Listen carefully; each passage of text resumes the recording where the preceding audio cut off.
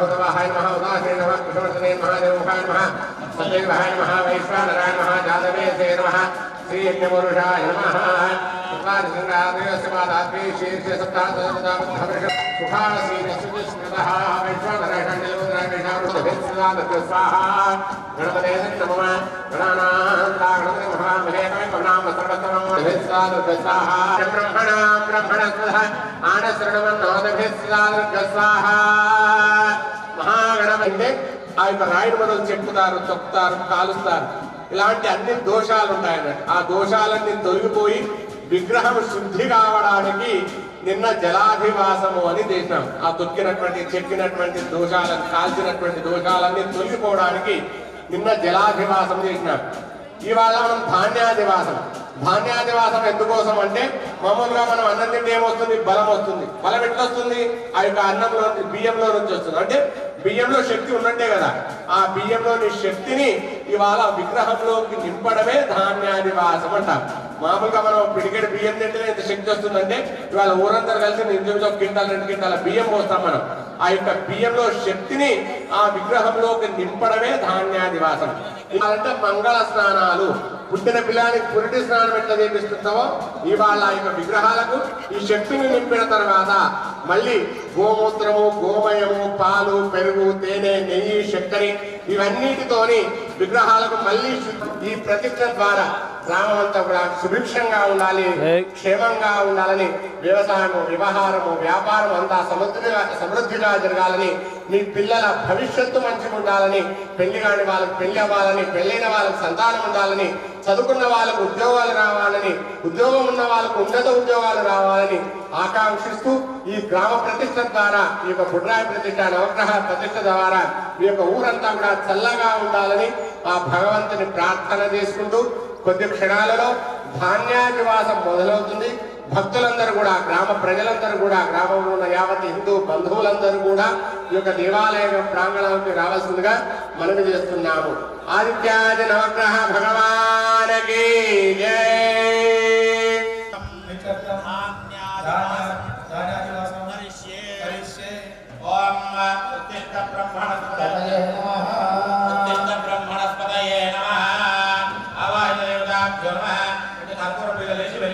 కొంచెం గట్టి మీద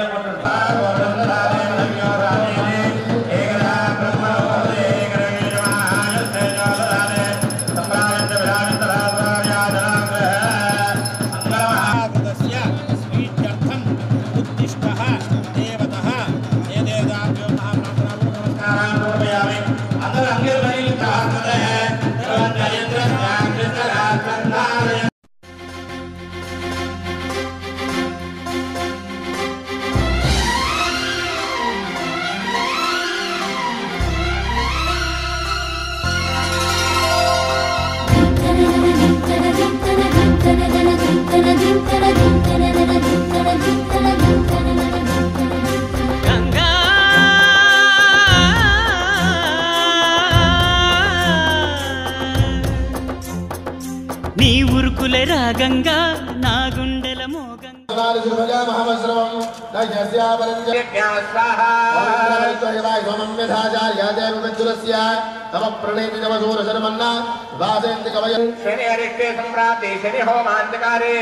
శని హోమం కరిష్యామి ప్రాణపీడోపశాంతయే స్వాహా.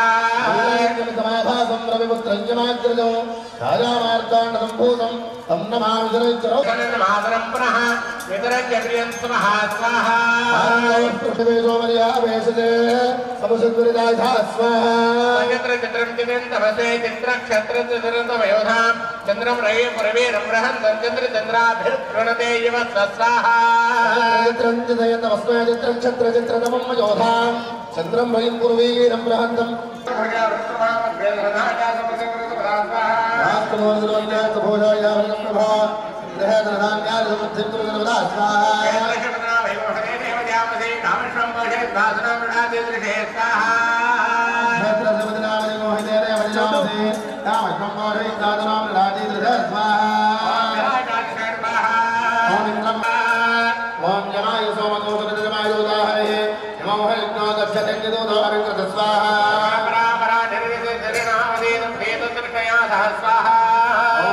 स्वाहा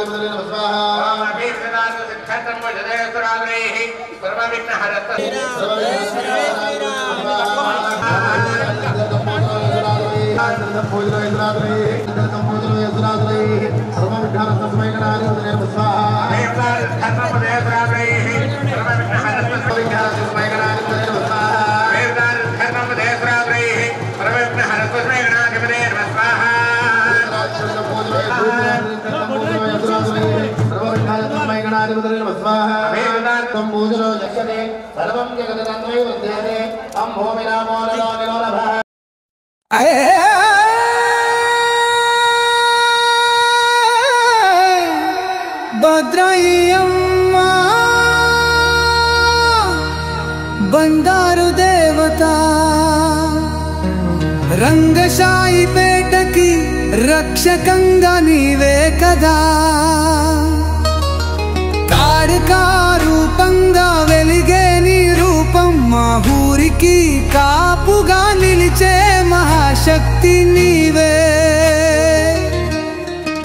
రోజు రోజుకి పండుగల హోరే నీ ఆలయం ముందు శ్రద్ధగా పూజే ధ్వజం ఎగిరే జాపద రోజు మొత్తం ఈ పాదాల జాలే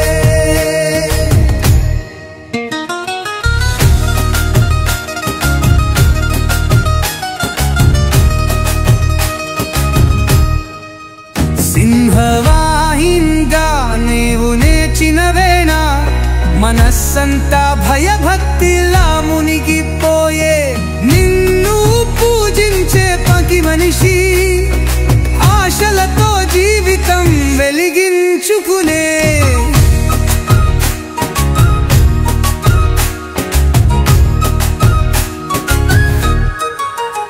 బుడ్రై తల్లి శక్తివంతి నీవే మా ఇంటి తలుపులకి గుడి గల్గు నీవే కలవరాల్లో కాంతి చూపే కనికే మా నమ్మకం నాంగానం మా నీడ నీవే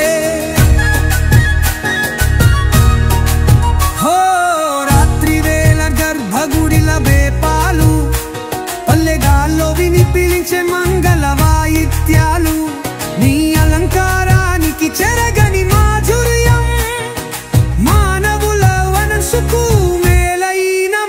మార్గదర్శకం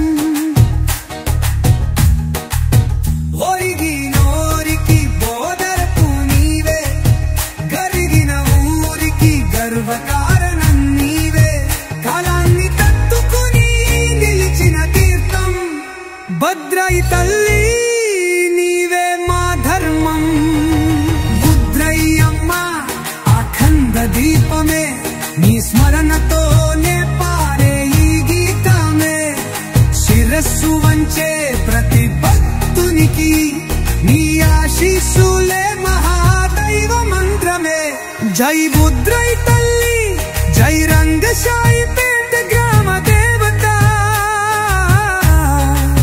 నీ కృపతో ఊరు సుఖంగా పక్కులు ఉత్సాహంగా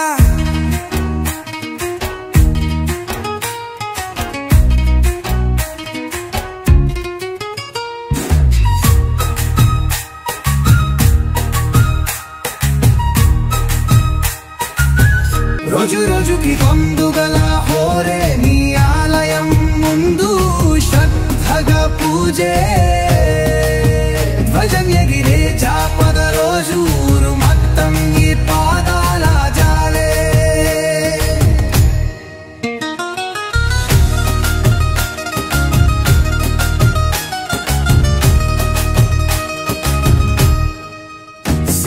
సింహవాహినిగా నీవు నేర్చినవేనా మనస్సంతా భయభక్తిలా మునిగిపోయే నిన్ను పూజించే పతి మనిషి ఆశలతో జీవితం వెలిగించుకునే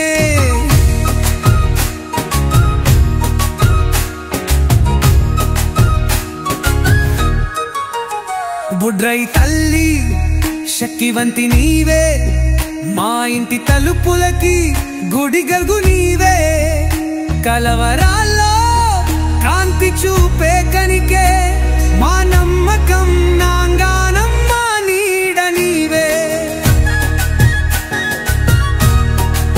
హో రాత్రి వేళ గర్భగుడిల బేపాలు పల్లెగాల్లో విని పిలిచే మంగళ వాయిద్యాలు నీ అలంకారానికి చెరగని మాధుర్యం మానవుల మనసుకు మేలైన మార్గదర్శకం ధాధిపాయ నమః స్వాహా ఓం మిత్రవసేన భర్యాభ్రం ప్రభావ ప్రాసాదేన ధాన్యాన్ని సమక్షేత్ర సర్వదా స్వాహా మిత్రవసేన ప్రభావ ప్రాసాదేన ధాన్యాన్ని సమక్షేత్ర సర్వదా స్వాహా మిత్రవసేన భర్యాభ్రం ప్రభావ ప్రాసాదేన ధాన్యాన్ని సమక్షేత్ర సర్వదా స్వాహా మిత్రవసేన భర్యాభ్రం ప్రభావ ప్రాసాదేన ధాన్యాన్ని సమక్షేత్ర సర్వదా స్వాహా మిత్రవసేన భర్యాభ్రం ప్రభావ ప్రాసాదేన ధాన్యాన్ని సమక్షేత్ర సర్వదా స్వాహా రాజం సుఖం స్వాహా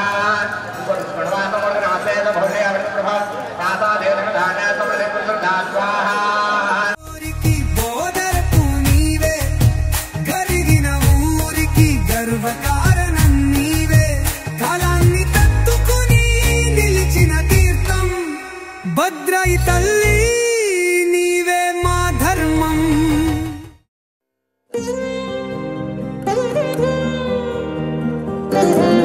దేవరాగం జ్ఞానయోగం వ్యాసపీఠం బహువేదశాస్త్రం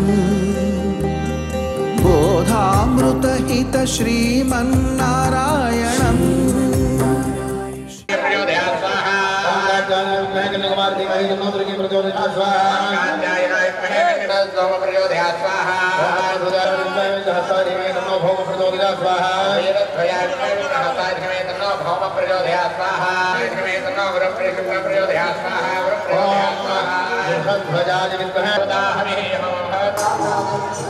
ఓకేనా శ్రీ రామ జయ రామ రామ రామ శ్రీ రామ జయ రామ జయ జయ రామ శ్రీ రామ జయ రామ జయ జయ రామ శ్రీ రామ జయ రామ జయ జయ రామ శ్రీ రామ జయ రామ జయ జయ రామ జయ జయ రామ శ్రీ రామ జయ రామ జయ జయ రామ జయ జయ రామ జానకి రామ శ్రీరామ జయ రామ జయ జయ రామ శ్రీరామ జయ రామ జయ జయ రామ శ్రీరామ జయ రామ జయ జయ రామ శ్రీరామ జయ రామ జయ జయ రామ శ్రీరామ జయ రామ జయ జయ రామ శ్రీరామ జయ రామ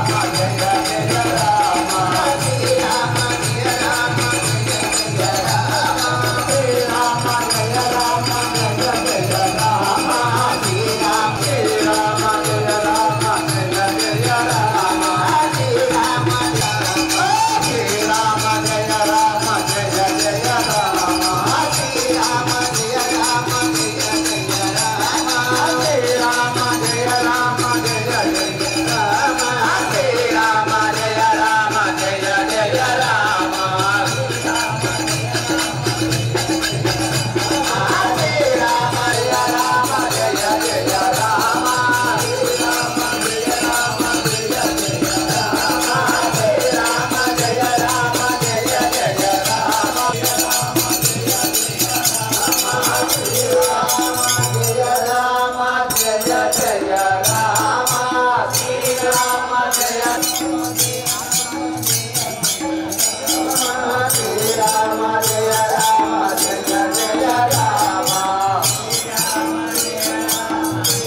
శ్రీరామ జయ రామ జయ జయ రామ శ్రీరామ జయ రామ జయ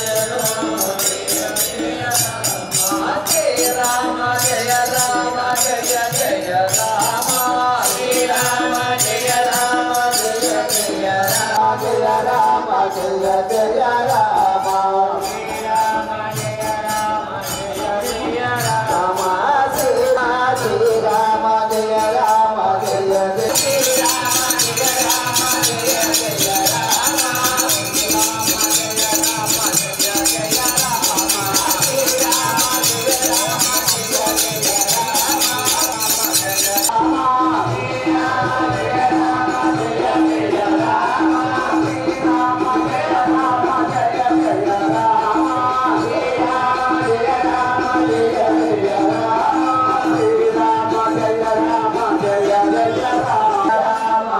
జయ జయ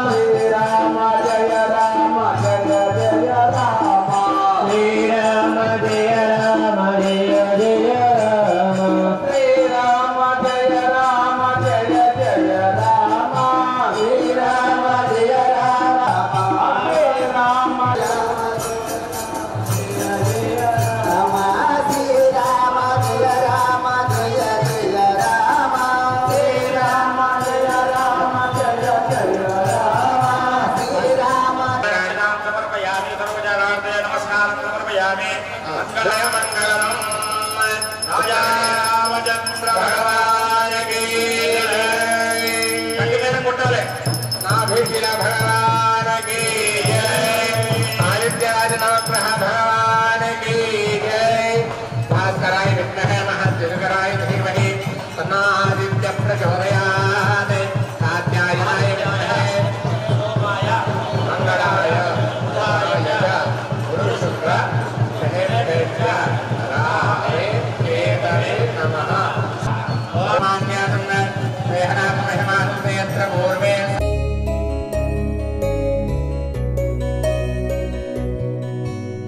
నెమలి వాహనమెక్కి తిరిగే బాలుడికి లాలి మురిపాల జోలాలి సురులకే సేనాధిపతికి మధురమగులాలి ముచ్చకములాలి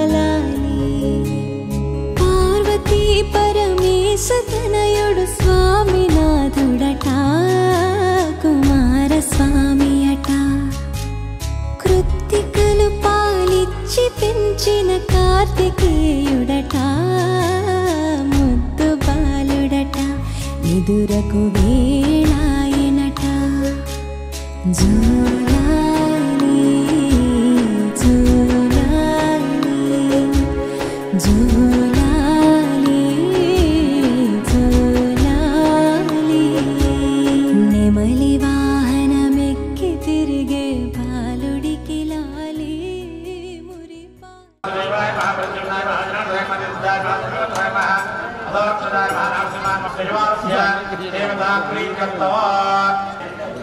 అద్య శ్రీ ఆదిత్యాది నవగ్రహ నాభిశిల ప్రతిష్టాంగ భూదాఖ్యం స్నపనాఖ్యం కరిష్యే నాకైనా నీరేమో సూర్యాయ నమః ఓం చంద్రాయ నమః ఓం అంగారకాయ నమః ఓం బుధాయ నమః ఓం బృహస్పతయే నమః ఓం శుక్రాయ నమః ఓం శనేశ్వరాయ నమః ఓం రాహవే నమః ఓం కేతవే నమః ఓం నాభిశిలాయై నమః ఆవాహిత దేవతాభ్యో నమః ధ్యాయామి ధ్యానం సమర్పయామి మహేభ్యో భూమి పుష్పా మహేభ్యో పునర్విచ్చదాన్నో వరేవే ఆ కలశంలో ఆ విశ్రాంతిలో బియ్యం ముట్టుకోండి ఓషధేవస్మాదంలో గోవేణ దారాజ్ఞ తస్మై కరోతి బ్రాహ్మణస్తగోరాజం పారయామసి ఆ కలశాలు ముట్టుకోండి ఆ కలశేన రామచంద్ర ప్రవర్తన సరస్వతే సరస్వత్యాపమాస చోరితాః ಅದು ಕರ್ಪೂರ ಕಡ್ಡಬಿ ತಗೊಂಡು ಕರ್ಪೂರ ಹಚ್ಚಂತ ಹೇಳೋದು ನಮಃ ಓಂ ಯಮಾಯ ಸಂಜೂತಾಭಿಃ ತತ್ಪರಾಪರಾಜೇಂದ್ರ ಈಶಾನ ಲೋಕಪಾಲಕಾಯ ಇದಾಂ ಏಕವದೇವ ದೇಶಾದ ದುಷ್ಮನೆ ಅಷ್ಟಾಪದೇವಭೂಷಿ ಸಹಸ್ರಾಕ್ಷರಾಭ್ರಮೇ ವ್ಯೋಮನ್ ನಮೋ ಓಂ ನಮಃ ಶಿವಾಯ ಓಂ ನಮಃ ಶಿವಾಯ ಓಂ ನಮಃ ಶಿವಾಯ ಓಂ ನಮಃ ಶಿವಾಯ ಓಂ ನಮಃ ಶಿವಾಯ ಓಂ ನಮಃ ಶಿವಾಯ ಓಂ ನಮಃ ಶಿವಾಯ ಅಪಾಂಗಂ ರೇತಾಂಗಂ ಜನ್ಮದೆ ಅಂಗಾರಕ అగ్నిరమూర్ధాదివః కపత్పతి పృథివ్యాయం అపాంగం రేతాంగం జన్మత్ పునఃకృణం స్థాపితం వానమంతాంగం సీతయంతు మేతం బుధాయ నమః బృహస్పతే అద్య ప్రతిపద్దనేషు యద్దీర్ఘందేహి చిత్రం జ్యోతివాసి విశ్వాయ మాసుభద్రా దేవద్దే పుషణ్యరాధిరస్తు పుషణ్యరాధిరస్తు కయానదేతాః ఓం శీతలు కూడా కొంచెం కొంచెం పుట్టమన్ను చేతులకు తీసుకోండి ఆ ఇస్తరాకులు ఇక్కడ విగ్రహాలు ఎక్కడెక్కడ ఉన్నాయో దానికి మొత్తం అంతా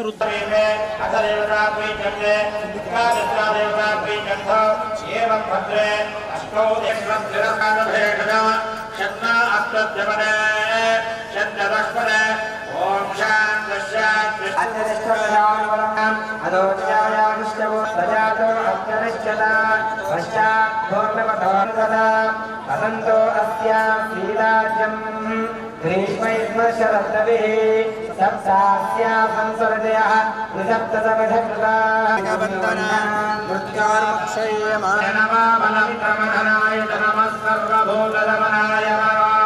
ఒక ఇస్తరాకి పుట్టమన్నది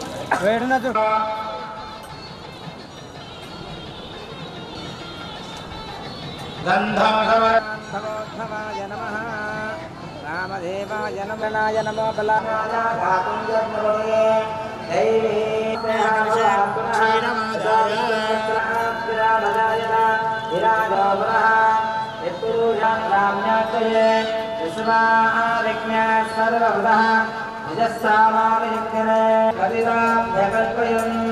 ముఖంకిమస్యో బాహు కామో రూపారాముచ్యతే నిత్యవర్ణం నమధస్సుమానే సర్వాణి రూపే పశునా రూపమన్యస్సమహి శ్రీ శ్రేతామయః అర్థమేన ప్రజా తత్రోపమయేన గోమోదహాని సహస్రాక్షసహస్రభుతః సంవృతమాచార్యే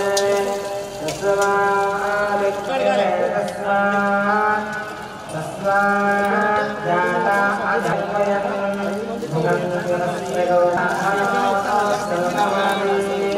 బాహురాజరాజాయత నాభ్యా ఆసేనంతరిక్షం ఆప్యాయస్య క్షీరం తోమవృష్ణియం భవావాజస్య సంగధే ఓం అదిభ్యः సంభోగం పృథివ్యేరసాశ్చ విశ్వధర్మణः నమృతయః భవతి नान्यपन्था विद्यते जनाय शिरस्नानं समयामि दधिस्नानं दधिक्रामण्णो अकारकम् विष्णोरस्वस्य मादिनः सुरभिर्भादन देहदरः तस्मारङ्गमामभो यस्य क्षयाय जिन्वध आपोजन यथा जनः अवहृजवदाभ्यो नमः ॐ घृतं वीक्षणे घृतमस्य यो निर्घृते स्वयो घृतं वृषभं यक्षहव्यम् शुक्रमसिद्धमवित्रेण वसो सूर्यस्य रमः घृतस्नानं समयामि मधुस्नानम् ॐ आध्वेर्न सन्तोषधीः मधुरक्तमुदोषसि मधुमत्पार्थिवघोरजः मधुद्योरस्तु नः पिता मधुमान्नो वनस्पतिर्मधुमान्मस्तु सूर्यः आध्वेर्गावो भवन्तु नः अवहितवदामि मधुस्नानानन्तरं शर्करस्नानं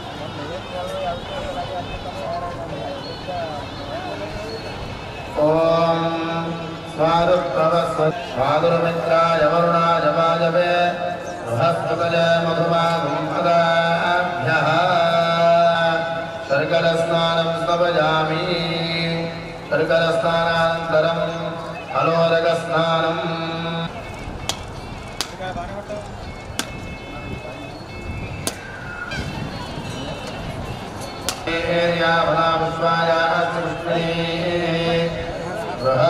बृहस्पतिप्रबोधास्थानो मुञ्जन्तमोहसः फलं मानं समर्पयामि अलोरकस्त्रामयो भवस्तानमोर्जदधातन महेरणाय लक्ष्यते योगशिवतमोरधस्तस्य भाजे देहनः उषधेरिवमातरः तस्मादरङ्गमामभो धोरकस्नानानन्तरं गन्धादिपञ्चरत्नश्रियम् आवाहयदाभ्यो नमः गन्धोदकस्नानं समर्पयामि गन्धोदकस्नानानन्तरं आवाहयदाभ्यो नमः ॐ विडादेवोर्मनुलग्ने बृहस्पतिर्ब्रह्म देवा अवन्तु शोभाय पितॄन्वदन्तु शिवाय नमः ॐ नमः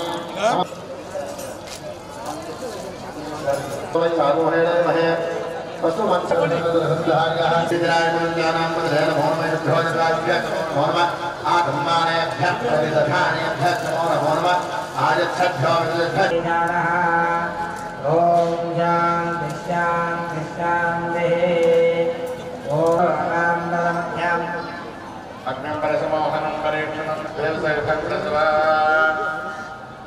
प्रदिवास भवनं नमन श्रियादिवास हवनं करिष्ये स्वाहा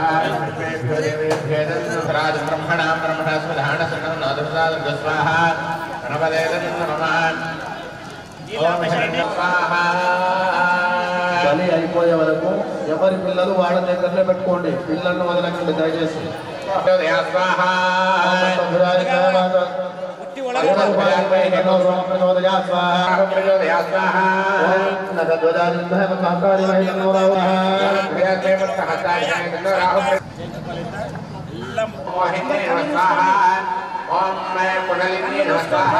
అందరూ కూడా కళ్ళు మూసుకోండి.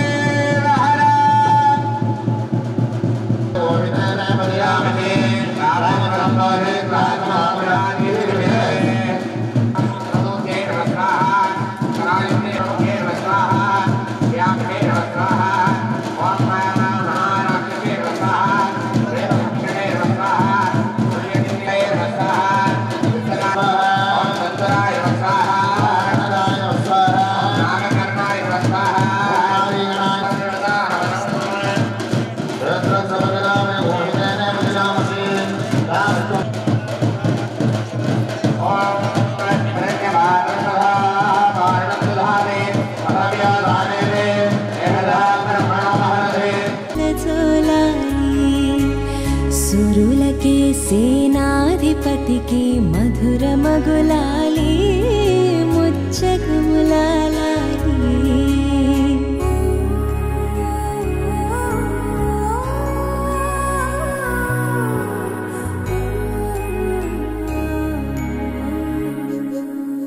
శివుని తేజము శిశువుగా ఇలా వెలసిన కథ నీది సర్వరూపున భక్తులను కాపాడు లీలై నీది ఆరు ముఖముల జ్ఞానమూర్తిగా అవతరించినట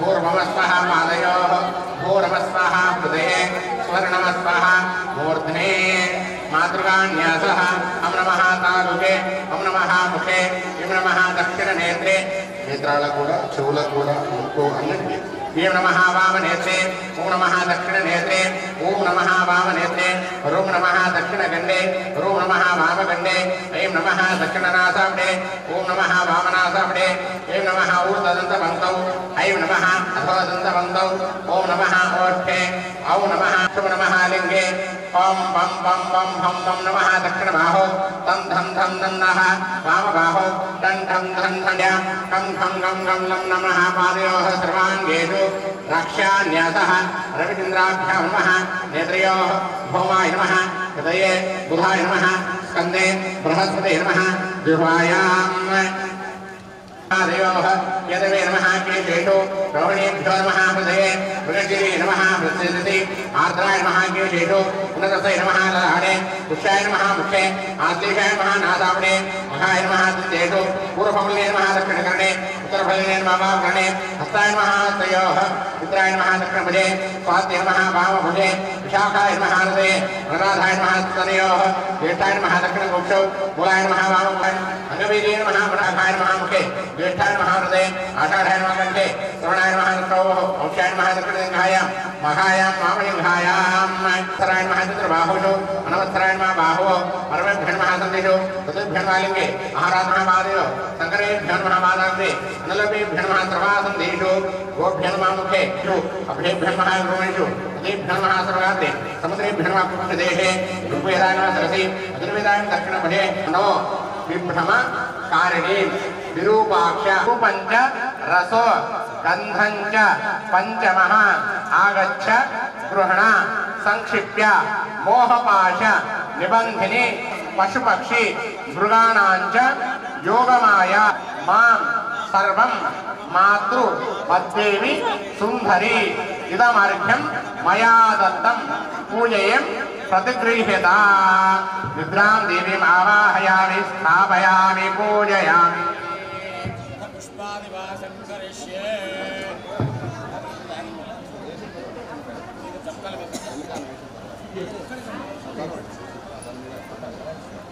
ओम अथ पुष्पादि फलादि वासं पूर्व पंडु अन्य పెట్టాలి ఆ యంత్రాలు ఇక్కడ మధ్యలో పెట్టి ओम यो भां पुष्पं वेद पुष्पवान् पर्यावान् वशमान् भवति चन्द्रमा वा भां पुष्पं पुष्पवान् पर्यावान् वशमान् भवति एवं वेद यो भामायतनं वेद आयतनवान् भवति चन्द्रमा वा भां पुष्पं पुष्पवान् पर्यावान् वशमान् भवति एवं वेद यो भामायतनं वेद आयतनवान् भवति वायुर्वा अपामायतनम् आयतनवान् भवति यो वायोरायतनं वेद आयतनवान् भवति स्मरण भजन कीर्तन मात्रमे विनाले अवे अनाले अवे अनाले अवे विनाले स्मरण मात्रमे चेयंडी विनंडी अनंडी ओम विश्वेश्वरेभ्य अध्यात्रेभ्य संहारकारिणे रुद्रां भगवदेव विष्णुरां तेजप्रभा ब्रह्मवाचा कंसाः कंसधात्वं वेदकारस्रात् लज्जावष्टेस्तदातुर्सुन्द्रान्तिक्षान्त्रेवच खड्गिरे त्वमेव परमेश्वरी यस्य किञ्चित् पतितसो सदा सत्त्वाखिलात्मके तस्य सर्वस्य यासिक्ति सा त्वं किं स्तूयसे मया यात्मया च स्रष्टा जगत्मादित्यो जगत् सो विष्णुशरीरग्रहणामहमीशाने एव च सा त्वमित्तं प्रभावे सुदारे देवसंस्था मोहयेतो दुराधर्षवासरो मदकेण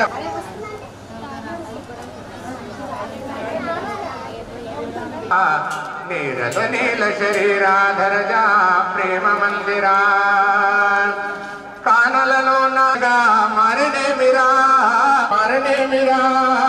वो माया मानुष वेश धरानन कुरिपिंजकुरा मायल कुरिपिंजकुरा नीरज नील शरीराधर जा प्रेम मंदिरा नीराजन मुनुभै स्वामी करुण चूपरा स्वामी करुण चूपरा कुंडदेवरा कोमल पल्लव पाद सेवने कोरिनामुरा ओ कोतुलने निन कोसल राजा तुर्क तीर्थरा नीलो चेचुबमुरा नीरद नील शरीराधर जा प्रेम मंदिरा नीराजन मुनु भई गुनिमालो लजमुरा स्वामी करुण चूपरा स्वामी करुण चूपरा ओम हिरण्य मातृमधा पौर्णं दधाति मधव्यो सारिते एकदा ब्रह्मणो महरते एकदा वेमानाय तेजो दधाति सम्राजं विराजं च नीराजनं संदर्शयामि ध्यानमीश्वर सर्वभूतानां ब्रह्माधिपति ब्रह्मणोऽधिपति ब्रह्म शिवोऽस्तु सदा शिवो पापोऽहं पापकर्माणां पापात्मा पापसम्भवान् त्रायमाणं प्रव्याधिवदनागतवत्सला अनधाय शरणनास्ति त्वमेव शरणं मम तस्मात् कारेण भवन रक्ष रक्ष परमेश्वर प्रदक्षिणाप्रणमस्कारान् समर्पयामि छत्रं चामरान्तरं गीतमान्तोर्गासमुद्रायुज्यार भगवान् भक्तेन परमेश्वराय समयादेव परिपूर्णं तदस्मै अधेन दाज्ञानेन कृतेन तया भक्षमासिद्ध्यान् अस्मिन् मंत्रहीनग्रहाय भक्तेन परमेश्वरमयादेव अनेन त्रयान्न भक्षमासिद्ध्या दिवीय दिवसेन तयाः श्रीमहारुद्र आदित्यादिरुद्रः नाभिशिला देवता प्रीत्यर्थे शय्यादिवास पुष्पादिवास धान्यादिवास सर्वात्मकः सर्वंत्री मा महेश्वर प्रियतां प्रियतो वरदो भवतः तत्सद् ब्रह्मार्पणमस्तु हर नमः पार्वती हरे हर हर महादेव शंभो शंकर ఇక్కడ చేసుకుంటే నవగ్రహాల దగ్గర కొన్ని నాభిశిల దగ్గర కొన్ని వేయడం జరుగుతుంది కాబట్టి అన్ని మిక్స్ అయిపోతాయి ఎవరు కూడా అందులో వేయకండి మాకు ఇస్తే అన్ని మొత్తం ప్యాకెట్లతో సహా తెచ్చి అక్కడ వేస్తాము దయచేసి అందరూ కూడా సమకూర్చుకోండి విషయాన్ని గమనించుకుని ఒకటి మనం జాగ్రత్తగా తెలుసుకోవాల్సింది ఏమిటి అంటే ఇదంతా శివుని ఆజ్ఞ లేనిది చీమైన పుట్టదు అని ఒక వాక్యం ఉన్నది కదా శివుని ఆజ్ఞ లేనిది చీమైన పుట్టదు అని అంటే ప్రపంచంలో జరిగేటన్నీ కూడా ఆ పరమేశ్వరుని యొక్క ఆజ్ఞానుసారమే జరుగుతూ ఉన్నాయి మన చేతిలో ఏమీ లేదు మనం ఎన్నో అనుకుంటున్నాం ఏమో కావాలనుకుంటున్నాం ఎన్నో సంపాదించాలనుకుంటున్నాం ఏమేమో చేయాలనుకుంటున్నాం కానీ అన్నీ అవుతున్నాయా అంటే కావడం లేదు ఏది మన ప్రాప్తం ఏది పరమేశ్వరుని యొక్క అనుగ్రహమో అది మాత్రమే మన జీవితంలో జరుగుతూ ఉంటుంది దానికి మనం చేయవలసింది ఏమిటి అంటే తనకు తెలుసు కనుక ఆ ఇచ్చేటువంటి పరమాత్మ మీద విశ్వాసం ఉంచి భక్తితో శ్రద్ధతో ఆయనను ఆరాధిస్తే తప్పకుండా మనకు అన్ని శుభాలు కలుగుతాయి ఒక మనిషి మీద కానీ లేదా దేవుడు అనుకున్నాం దేవుడి మీద కానీ విశ్వాసం కలగాలని ఏం చేయాలి అంటే అతని యొక్క గొప్పతనాన్ని మొదట తెలుసుకోవాలి మనం ఒక పెద్ద ఉన్నాం ఆయన ఎంత బలవంతుడు ఎంత ధీమంతుడు ఎంత శూరుడు ఎంత వీరుడు మనకు తెలిసి వస్తే అమ్మో ఆయన చాలా గొప్పవారు అని మనం భయపడతాం, ఆయన మీద మన భక్తి శ్రద్ధ చూపిస్తాం. అట్లానే ఈ అఖిలాండ కోటి బ్రహ్మాండ నాయకుడైనటువంటి ఆ పరమేశ్వరుని యొక్క దివ్య శక్తిని కొంచెమైనా ఒకసారి తెలుసుకుంటే ఆయన మీద మన భక్తి కుదురుతుంది. పరమేశ్వరుని యొక్క శక్తి ఏమిటి అంటే ఈ సృష్టి అంతా ఎవరు జరుపుతున్నారు, ఈ సృష్టినంతా ఎవరు నిర్వర్తిస్తూ ఉన్నారు అనేటువంటిది గ్రహించుకొని మనకు ఆ పరమేశ్వరుని యొక్క దివ్య శక్తిని అర్థం చేసుకునే ప్రయత్నం చేయాలి. కొన్ని ఉదాహరణ,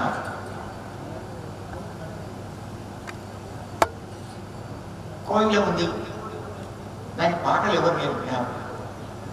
అమ్మ ఎవరైనా పాడుతుంటే చాలా మంచిగా అనిపిస్తే ఏమంటాం? కోయిల గానము అంటాం మనం. ఆ కోయిలకు గానం నేర్పింది ఎవరు? ఈ పుష్పాలు, ఈ పువ్వులు, ఈ తోటలు ఎంత అందంగా ఉన్నాయి నిజంగానే. ఈ ప్రకృతి ఎంత దివ్య సౌందర్యంగా ఉంది అంటాం మనం. ఈ సుందరమైనటువంటి ప్రకృతిని పుట్టించింది ఎవరు? పుష్పాలకు ఆ రంగునిచ్చింది ఎవరు? పుష్పాల వాసన నింపింది ఎవరు? ఇట్లా మనం ఆలోచించినప్పుడు మనమైతే కాదు, ఎవరో ఉన్నారు అనేటువంటి భావం కలుగుతుంది. కోటికొక్కడు తానై సృష్టించు మేధావి, వింతలెన్నో అవని వేణుడు కీర్తించ. ప్రపంచంలో మేధావులు అనేటువంటి వాళ్ళు ఉంటారు, సైంటిస్టులు అనేటువంటి వాళ్ళు ఉంటారు, గొప్ప కళాకారులు అనేటువంటి వాళ్ళు ఉంటారు. వాళ్ళు అర్థంగా ఉంటారు. ఎవరో ఒకరు కోటికొక్కరు అనేటువంటి వాళ్ళు ఉంటారు. కోటికొక్కరు తానై సృష్టించు మేధావి, వింతలెన్నో అవని వేణుడు కీర్తించ. నిజంగా మేధావి ఒక పని చేసేటంటే మనం అంత ఆశ్చర్యపోతుంటాం. బాబా ఎంత బాగా చేసాడు, ఎట్లా అయింది, ఎట్లా కట్టండు, ఇదంతా ఏమిటి. కానీ ఆ మేటి మేధావి మేధనే సృష్టించు, ఆ మేటి మేధావి మేధనే సృష్టించు, నీ మీదనే మంచు ఎమ్మెని శ్రావింతు. అటువంటి మేధా సంపన్నుడైనటువంటి వాని యొక్క మేధను సృష్టించింది ఎవరు?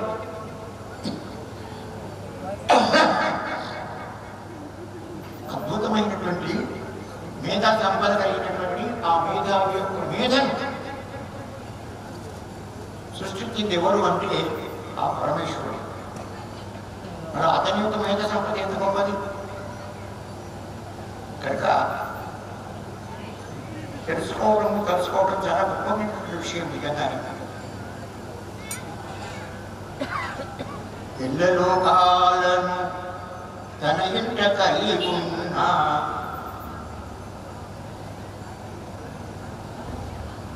ఈ లోకాలన్నీ ఎక్కడున్నాయి అనుకుంటే ఆ ఆత్మశక్తి మీదే ఉన్నాయి. ఎల్లలోకాలను తన ఇంట కలిగున్నా, అద్భుతమైనటువంటి ఆకాశ సౌధాన్ని ఏనాడు ఎట్లు నిర్మించితివో గాని, ఏనాడు ఎట్లు నిర్మించితివో గాని, తెలువంగ తలువంగా మా పుత్ర వర్షమే. పెద్ద పెద్ద పుట్టలు, పర్వతాలు, ఆ ఖండం ఈ ఖండం, ఆ సముద్రం ఈ సముద్రం అన్ని దానికి నేను కింద ఆకాశం కింద. మరి ఆకాశం చేసింది ఎవరు? ఎన్నడు చేసిండు? ఎట్లా చేసిండు? అది సిమెంట్ కప్ప లేకపోతే ఇంకేదైనా వస్తువులా అని ఊహకు అందనేటువంటి విషయం నిజంగానే. సృష్టి ఆదిగా ఉన్నటువంటి విషయాలు ఇవన్నీ కూడా కనుక ఓ పరమేశ్వర ఎక్కడ నిర్మించినావో ఈ విధంగా ఈ అద్భుతమైనటువంటి ఆ నిర్మాణ శక్తిని ఆలోచించుకోవడానికి మా తెలివి సరిపోతుందా? సరిపోదు. అన్నప్పుడు ఆయన మీద మనకు విశ్వాసం కలగాలి కదా, ఉండాలి కదా. ఇట్లా పరమేశ్వరుని యొక్క ఒక్కొక్క సృష్టిని తీసుకొని ఆలోచన చేస్తుంటే మనకి నిజంగా అద్భుతం అనిపిస్తుంది. ఉదయాన సూర్యుడు ఉద్భవించి ఈ లోకాలంతా వెలుగులు ఎక్కుతూ ఉంటుండగానే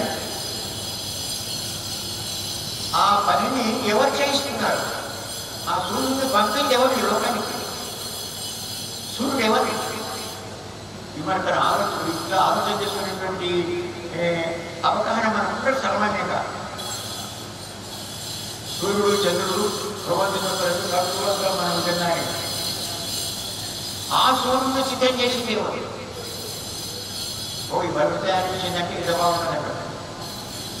ఇది మామూలుగా ఈ 10 గజాల దూరంలో బయటిస్తుంటుంది. ఇంకేదన్నట్టు ఊళ్ళో ఇస్తుంది, ఇంకేదన్నట్టు ఊరు బయట అక్కడ ఇక్కడ వెళ్తూ ఇస్తుంది. కానీ సూర్యుడు యొక్క వెళ్తురు నీ ఇంటి మీద నా ఇంటి మీద మన దేశంలోనైనా ఇంకో దేశంలోనా అనకుండా ప్రపంచమంతా వెలిగించేటువంటి ఆ సూర్యుడు యొక్క వెలుతురు యొక్క శక్తిని ఎవరు ఉంచుతాం? నిజంగా ఎట్లా సిద్ధం చేసినాడు? ఎన్ని ఓట్లేట్లే తెలుసుకోనికే మనకు తరంగానేటువంటి విషయం నిజంగా.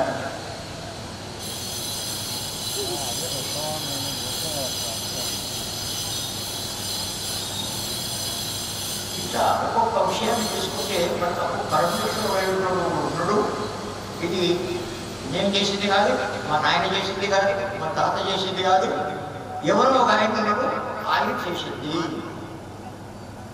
పంచభూతాలు అంటాను ఉన్నాయి. ఏమిటి పంచభూతాలు? భూమి, రాపో, అనులో, వాయువు. ఈ భూమి, గాలి, నీరు, ఆకాశం వెంటనే అనుకోవాలి. ఎవరివది? ఎవరివది? నిజంగానే ఒక్క నిమిషం ఏ వాయువు లేకపోతే మనం బ్రతకలేమో. ఎవరి దయతో నిరంతరంగా గాలి తీసుకున్నాను ఆక్సిజన్ అందిస్తూ బ్రతికిస్తూ ఉండదో అది ఎవరి చెప్తూ ఒక ఆలోచన చేసిన ఉద్యోగం మనకు ఈ ఆలోచన రాష్ట్రంగా ఒకసారి స్తంభిస్తే మనకు కొంచెం ప్రకృతి వైవిధ్యం వచ్చినవి ఏంటంటే ఈ ప్రకృతిలో ఆ పంచభూతాల యొక్క బ్యాలెన్స్ ఏదైతే వస్తుంది తప్పకే ప్రకృతి అంటే పంచభూతాలు తనయే. ఎవరివి? ఏమో ఎక్స్ పరమేశ్వరుడు అంటాం, భగవంతుడు అంటాం, శివుడు అంటాం, లేకపోతే ఇంకెవరు అల్లా అంటారు, లేకపోతే యేసు అంటారు. ఎవరిని పెట్టుకోండి, ఇవన్నీ ఆయనే కానీ మనం కాదు కదా. మరి ఎంత గొప్పవాళ్ళు కానీ ఎంత గొప్పవాళ్ళు చాలా గొప్పవాళ్ళు. మనకు అనేక ఫలరసాయనాలు ఉన్నాయి, భూమిలో అనేక ధాతువులు ఉన్నాయి, భూమిలో అనేక ధాతువులు ఉన్నాయి. 12 ధాతువులు ఉన్నాయి.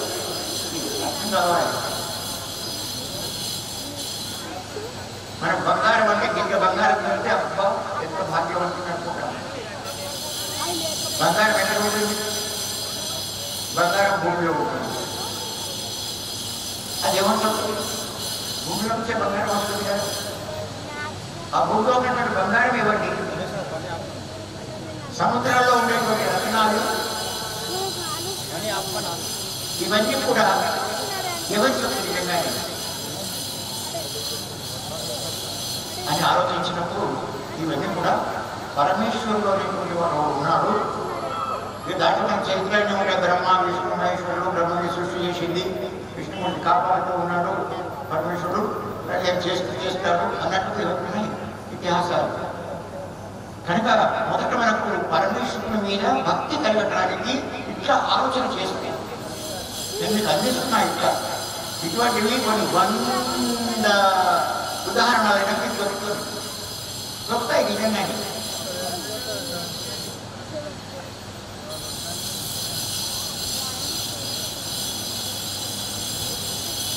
పరమేశ్వరుని యొక్క శాసనాలంటే మీకు తెలుసు. మనకు శాసనసభ అసెంబ్లీ ఇది ఉంటుంది కదా. అంటే శాసనాలు సిద్ధం చేసేటువంటి చంద్రులు కానీ సూర్యచంద్రులు కానీ నవగ్రహాలు కానీ పంచభూతాలు కానీ ఇవన్నీ ఎట్లా పనిచేస్తున్నాయి, ఎవరు నడిపిస్తున్నారు వీటన్నిటినీ? సూర్యుడు ఎప్పుడైనా ఒక గంట ఆలస్యంలో వస్తున్నాడా? నిర్ణయించిన సమయానికి సూర్యుడు ఆలస్యంగా మొలుస్తూ ఉన్నాడా? లేదే. గాలి ఇవ్వటం ఆగిపోయిందా? లేదే. నీరు ప్రవహించడం ఆగిపోయినా ఎక్కడన్నా? లేదే. ఇవన్నింటినీ తమ తమ మార్గాల్లో నిరంతరంగా జరిగే ఒక ప్రక్రియకు జరిగినటువంటి విధానాన్ని ఎవరు శాసిస్తున్నారు? ఎవరు అధీనంలో ఇవన్నీ జరుగుతూ ఉన్నాయి?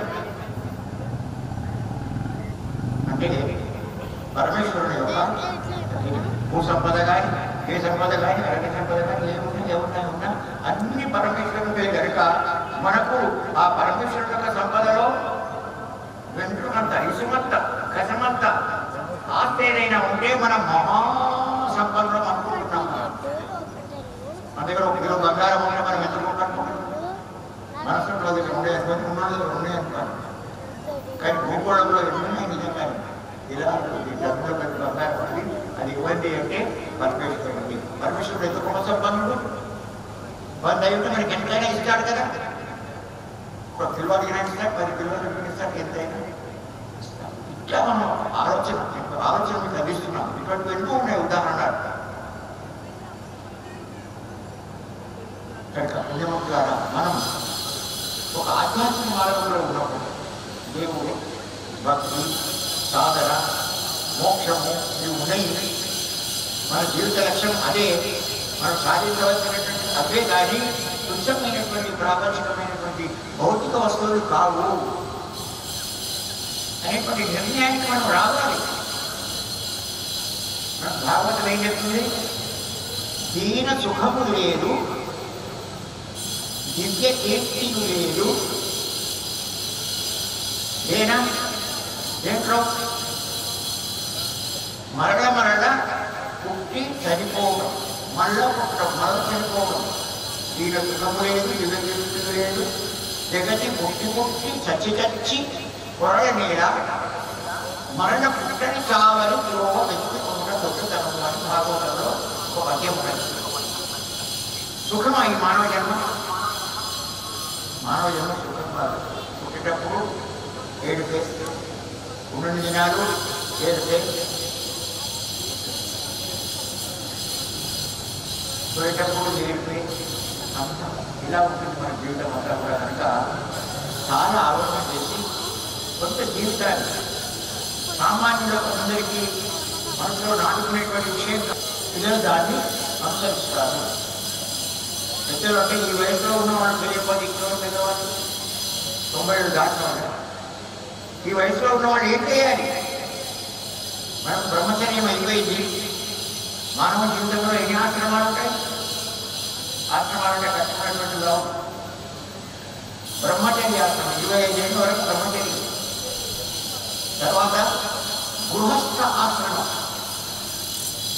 50-60 ఏళ్ళ దాకా.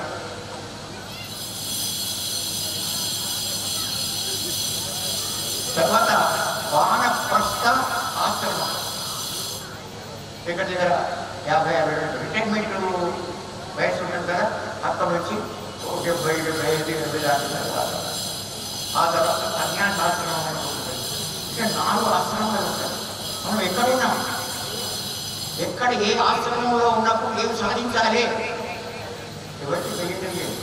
అసలు బ్రహ్మచర్యంలో ఉన్నప్పుడు ప్రతి వాడు బ్రహ్మ అంటే చరించడం అంటే బ్రహ్మ యొక్క తత్వాన్ని అర్థం చేసుకునేటువంటి ప్రయత్నం చేయడానికి విద్యార్థులు అంటే 25 ఏళ్ళలో ఉన్నప్పుడు ప్రయత్నం చేయాలి.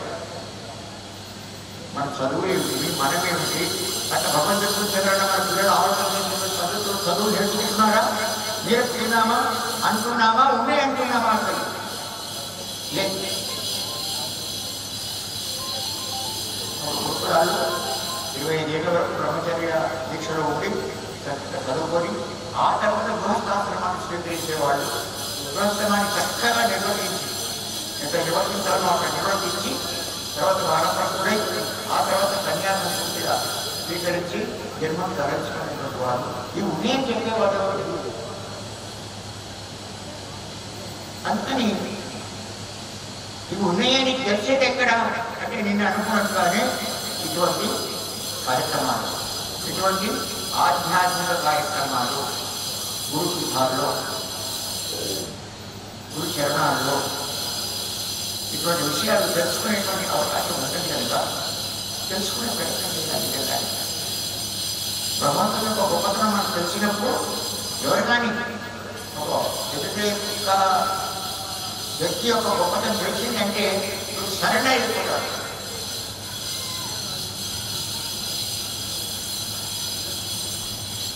చాలా భగవంతుడు నేను ఏం చేసినా కూడా నన్ను అణిచివేస్తాడు అనేటువంటి భయం ఉంటే వాడు ఆయన కాళ్ళకు చేయకపోతాడు. అప్పుడు భక్తో భయమో లేదు. మనిషికి భయమైనా ఉండాలి, భక్తి అయినా ఉండాలి. రెండు లేకపోతే వాడు ఏమన్నా నడుచుడు ఇట్టుగా చెరకుండా రెండు లేకపోతే విడిచిపెట్టుకోండి మనిషి అన్నట్టు. కానీ మనిషికి ఎవరికైనా కూడా స్త్రీగా కట్టుకోండి పురుషుల మీద భయమైనా ఉండాలి, భక్తి అయినా ఉండాలి. మనకు ఈ సమాజం మీద భయమైనా ఉండాలి. అయితే ఏం చేయకుండా నిజంగా సమాజం అంతా కూడా అని మనకు భయం ఉండాలి. మనం చేసే ప్రతి క్రియకు ప్రతి కార్యానికి ఈ ధర్మమా అధర్మమా అని ఆలోచించి చేస్తేనే అప్పుడు సమాజం కూడా మనం మెచ్చుకుంటుంది. ఆ కార్యం వల్ల మనకు పుణ్యం ఉంటుంది. ఇంకా ఇటువంటి విధానంలో ఈ ఆధ్యాత్మిక కార్యక్రమాలు వీటిని సత్సంగాలు అంటారు. సత్సంగాలు అంటే కొంతమంది అది లేదు అనుకుంటే సత్సంగాలు అంటే సత్సంగాలు అంటే ఏమి లేదు.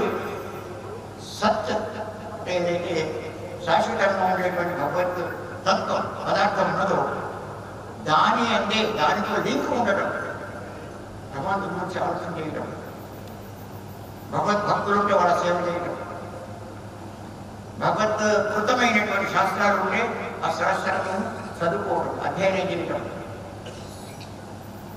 ఇట్లా మంచి వాళ్ళతో స్నేహం చేయటం, ఇవన్నీ కూడా సత్సంగము అని అంటారు. కనుక సామాన్యంగా కూడా ఏం చేస్తుంటే నెలకు సత్సంగము. సత్సంగాలు మన ప్రాంతంలో చాలా అయినాయి.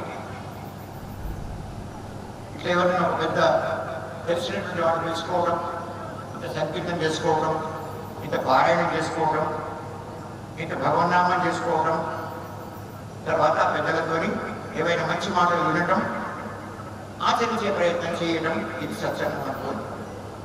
అటువంటి చేస్తూ ఉండాలి.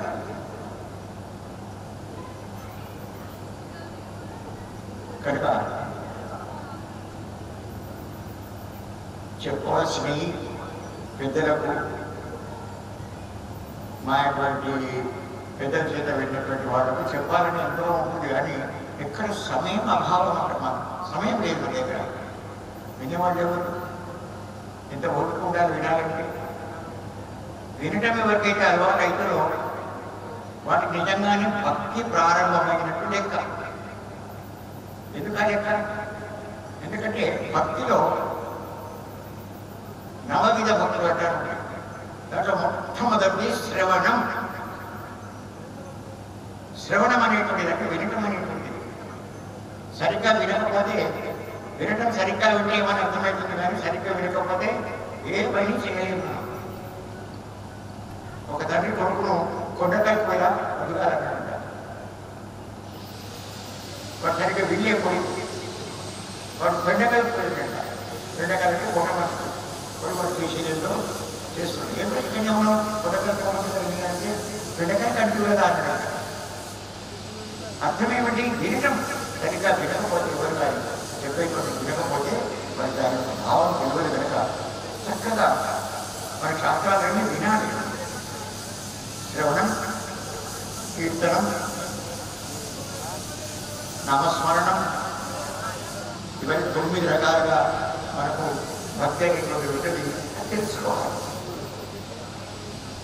మనకు వెంకటేశ్వర వారి కీర్తనలో కూడా ఈ నవవిధ భక్తుల యొక్క భావానికి సంబంధించిన కీర్తనలు ఎన్నో ఉన్నాయి. నేను ఒక మాట దానికి ప్రవచనాలు బాగానే ఉన్నట్టున్నాయి అని అన్నారంట. నిజంగానే మీరు ఎంత పుణ్యాత్మ నిజంగానే ఒక్కసారి వింటే ఇదేదో అద్భుతమైనటువంటి ఉన్నది, ఇది మన కోసమే ఉన్నట్టున్నది, మన జన్మ ధరించడానికే ఉన్నట్టున్నాయి ఇటువంటి ప్రవచనాలు, ఇటువంటి కార్యక్రమాలు, ఇటువంటి పెట్టుకోవాలి, ఇటువంటి వినాలి అని మీరు అన్నారు అని విన్న నేను నిజంగా చాలా సంతోషం అనిపించింది. ఆ ఆసక్తి కనుక ఇటువంటి ఎన్నో ఉంటాయి కనుక మనం వేమాడమాట ఇప్పటికే వేమారినం అన్నమాట. వేమారినం అంటే చేసేది చెయ్యక ఊపుకున్నామని అర్థం. అయితే దీంట్లో విశేషం ఏముంటుంది అంటే ఇంతవరకు చేయలేదు, ఈ జన్మలో ఇంతవరకు చేయవలసింది చేయలేదు, ఇది పోయినట్లయినా అంటే కాదు. ఇప్పటికైనా తెలుసుకొని ఆ పనిని అత్యంత వేగవంతంగా చేసుకోవాలి. ముందేమో 50 లేకుంటే కదా 50 మెల్లగా మెల్లగా మెల్లగా నడిచేటువంటి అది. ముందేమో పరిగెత్తేది ఇట్లా అనుకున్నాం. ముందే మెల్లగా మెల్లగా మెల్లగా మెల్లగా సగం దూరం పోయిన తర్వాత 50 కుందేలు నేర్పడింది అనుకోండి, అది 2 నిమిషాలు పరిగెత్తుంది. అట్లానే మనకు భావతం చెప్పినటువంటి యొక్క మహర్షి యొక్క బోధ వల్ల పరీక్షిత్ మహారాజుకు ఏ రోజుల్లో మోక్షం వచ్చింది. మనకు అటువంటి ఏ రోజులు ఎన్ని వందలు, 7 రోజులు కాదు, 7 నెలలు కాదు, 7 సంవత్సరాలు కాదు, అటువంటిది ఎన్నో అయింది. ఇది కాదు ఖట్వాంగు అనేటువంటి మహారాజు ఆయనకు 3 గంటలలో మోక్షం వచ్చింది. ఎట్లా వచ్చింది? మనము బాణాన్ని ఇట్లా పట్టుకొని మామూలుగా ఇట్లా పెట్టి ఇట్లా పడితే దీంట్లో కానీ బాణాన్ని ఎంత గుంజి మనం వదిలిపెడితే అది అంత దూరం పెట్టా పోతుందో మన మనసులో భక్తి, వినయం, విజేత, ఆతృత, దాని మీద కోరిక, ఆసక్తి ఉంటే అంత జల్ది మనకు నడుస్తున్న విషయం. కనుక ఇప్పటికైనా మించిపోయింది ఉండదు. మనకు ప్రయత్నం చేయాలి. ఆ విధంగా ప్రయత్నం చేస్తే మన జన్మ ధరించేటువంటి అవకాశం ఉన్నది. జన్మ ధరించడం అంటే ఏమిటి అంటే సరే ఇవన్నీ ఎన్నో అనేక విషయాలు ఉంటాయి కనుక అన్ని విషయాలు ఒకేసారి మనం తెలుసుకోలేము. మనం కష్టమైంది ఈ జన్మ. ఓ పని చేసుకుందామంటే సామాన్యంగా ఎన్నో ఆటంకాలు. నిజంగా పరమాత్మని పొందాలి అని మనం అనుకున్నాం అనుకోండి, మనకి ఎన్నో ఆటంకాలు, అవి అధిగమించాలి. ఆటంకాలు ఏమిటి? వచ్చిన ఏం చదువుతారు,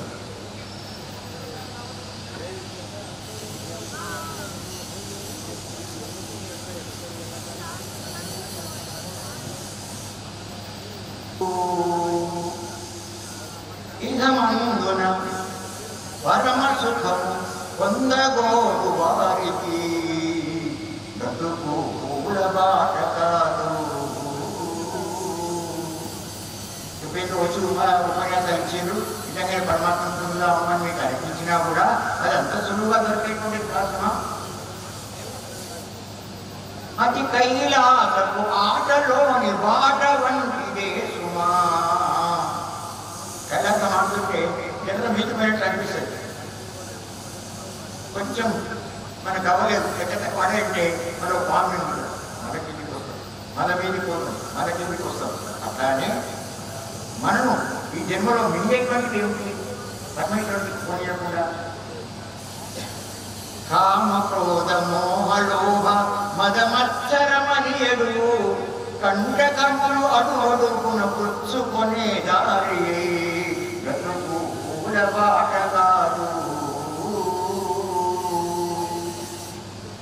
ఉదాహరణంటే మనకు 7 వర్గాలు ఉన్నాయి. కామం, క్రోధం, లోభం, మోహం, ఇవన్నీ కూడా అడ్డమొచ్చి ఏదో సాధన చేస్తుంటాం, మనకి ఇష్టం ఏదేమని అంటే అయిపోయి సాధనంతా సున్నా.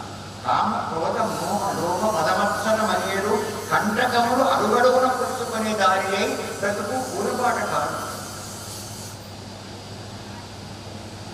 ఆలు పిల్లలైశ్వర్యము బంధుమిత్ర పరివారము బంధములై బంధించగాలు ముకున్న దారి చదువు పూలబాటకాలు. మన భార్య పిల్లలు వీళ్ళందరూ పేద లపడం. ఈ లపడాన్ని వదిలిపెట్టి మనం ఎక్కడ పోతాం? ఏం చేస్తాం? ఏం చేసినాం? ఇది ఎక్కడన్నా నవ్వని భార్య ఎక్కడన్నా నవ్వని నువ్వు ఎక్కడో పోతావంటావు అని అంటే మనకు ఆ బంధాలే చూసుకునేవాడు కూడా. కనుక అంత సులభంగా మనం భగవంతుడికి పోవాలంటే పోలేము. కనుక ఆయన యొక్క దయనే కావాలి. అది సంతారాన్ని దాటాలన్నమాట. శంకరదాస్ వారు ఎంత మంచిగా ఉన్నాడు. ఎక్కడి సంసారమిడవాయదాలదు రామచంద్ర చిక్కములో పడ్డ జింక విదంబాయే రామచంద్ర ఎక్కడి సంసారమిడవాయదాలదు. ఏం సంసారం మీద నమ్మడిపోయాను కానీ ఓ వరలో చెప్పుకున్నటువంటి జింకన అయిపోతే నేనేమి చేయకుండా అయిపోతే అని ఏదో అనిపిస్తుంది మనం నిజంగా. కరుణాలుని కరుణ మనకు కవచమైన రోజులనే ఇహము దాటి పరము వైపు పయనింపవచ్చురా బ్రతుకు పూలబాట కాదు అని మనకు ఒక మహాత్మ యొక్క వాక్యాలు అనుకోండి. ఇట్లా మనం అన్నిటినీ గమనించుకో. వాటిని మనకి ఏదైనా చేతగారప్పుడు పరమేశ్వరం నేను ఇంతవరకు చేసిన కన్నకి దాటడానికి శక్యమైతే లేదు. ఎనివే కాపాడుకోవాలంటే ఆయన్నే కాపాడుకుంటాడు.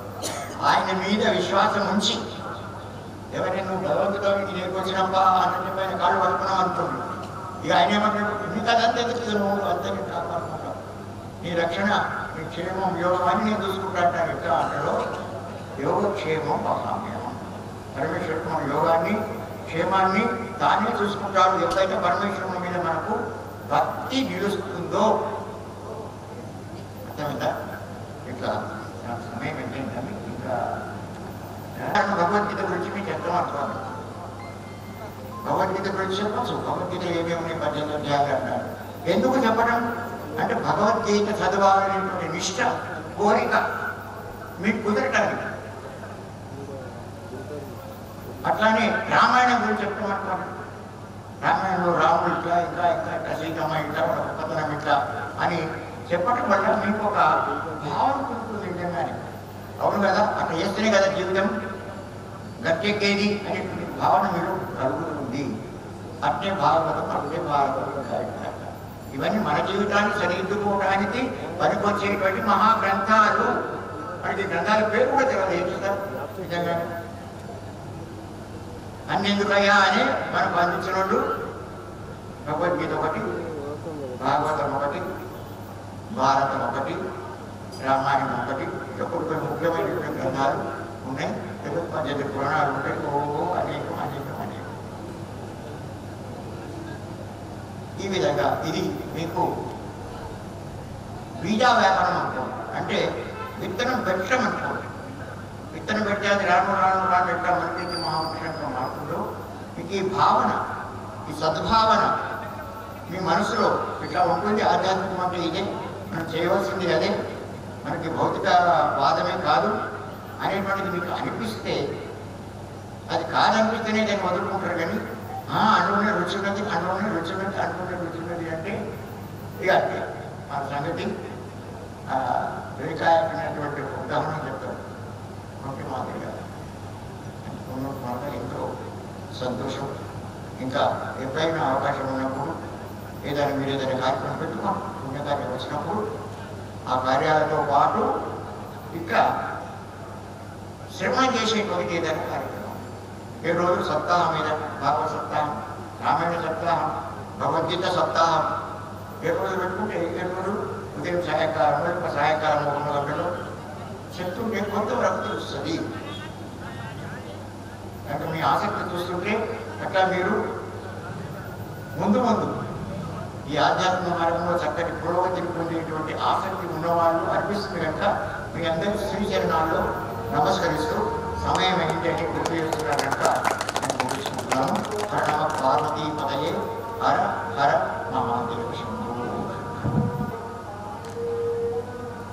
అనేటువంటి శీర్షికతో ఇప్పటి యొక్క ప్రసంగము నడిచింది.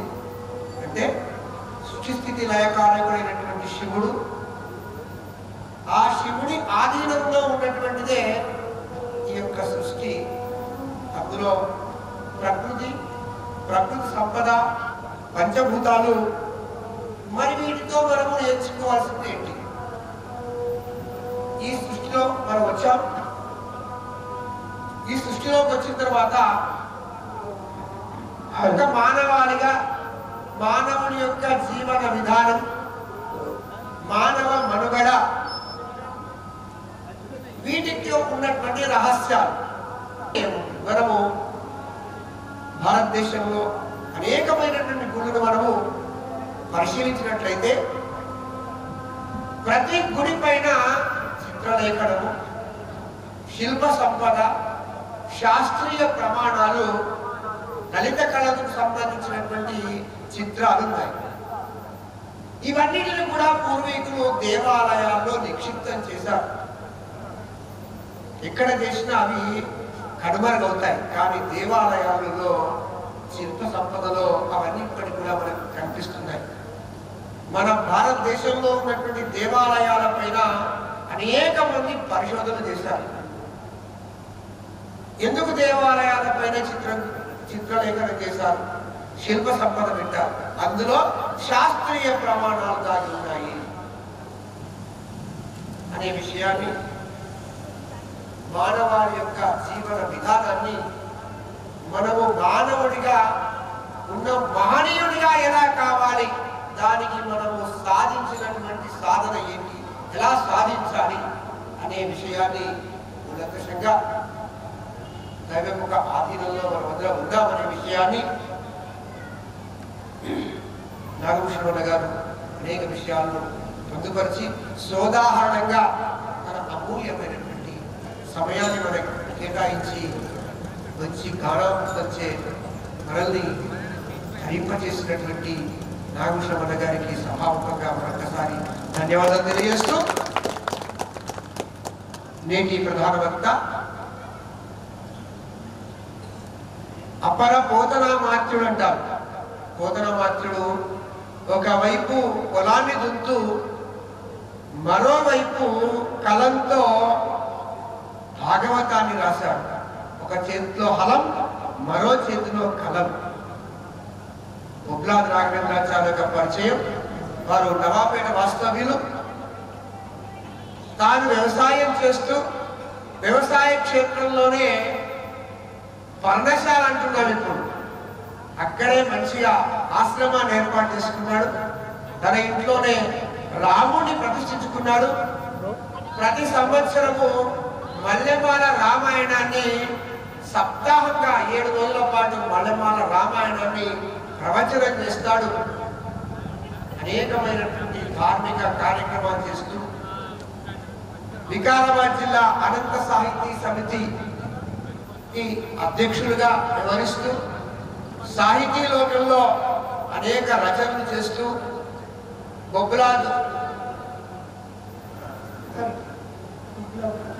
బొబ్లాది కథలని, తర్వాత బండవాయి ఆంజనేయ స్వామి శతకమని, రాఘవేంద్ర శతకమని అనేక శతకాలు రాశారు.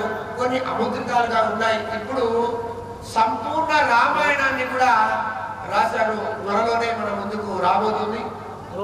రామాయణం పైన అనేక పరిశీలనతో చేసినటువంటి గ్రంథం రాస్తున్నాడు. వారిని రామాయణ అంశాన్ని తీసుకొని రామాయణంలో ఉన్నటువంటి కథ ద్వారా, రామాయణ పాత్రల ద్వారా మనము ఏం నేర్చుకోవాలి అనే విషయాన్ని మన జీవితానికి ఎలా అన్వయించుకోవాలి, రాముడు ఆదర్శమూర్తిగా వారిని ఆదర్శంగా తీసుకొని మనం ఎలా జీవించాలనే విషయాన్ని మన ముందు ఉంచడానికి సిద్ధంగా ఉన్నారు. బొబ్లాది రాఘవేంద్రాచార్యని ప్రసంగించాల్సిందిగా కోరుచున్నాను. अम्बनवाम्बुजोज्ज्वलकराम्बुज शारद शारद चन्द्र चन्द्रिकाडम्बर चारुमूर्ति प्रकटस्फुट वैभव रत्न दीपिका चुम्बित दिग्विभाग श्रुति सूक्त विभक्त निज प्रभाव भवाम्बर वीधि भावाम्बर वीधि विश्रुत विहारि उपजूडु भारती संगीतमपि साहित्यं सरस्वत्यास्तरद्वयं ఏకమాపాతమధురం అన్యదాలోచనామృతం మరి అఖిలాండ కోటి బ్రహ్మాండాల యొక్క పరమాత్మ యొక్క దివ్య చరణాలకు శిరః ప్రణమిల్లుకుంటూ వేదికపై మా గురువరేణ్యులు మాకు ఓరమాలు దిద్దించినటువంటి మా గురువులు శ్రీమాన్ పిలుగుల రామకృష్ణ గారు వారి వద్ద 1 నుంచి 5వ తరగతి వరకు చదువుకున్న మా ఊరి నవంపేటలోని వారికి నా యొక్క నమస్కారాలు అందజేస్తాను.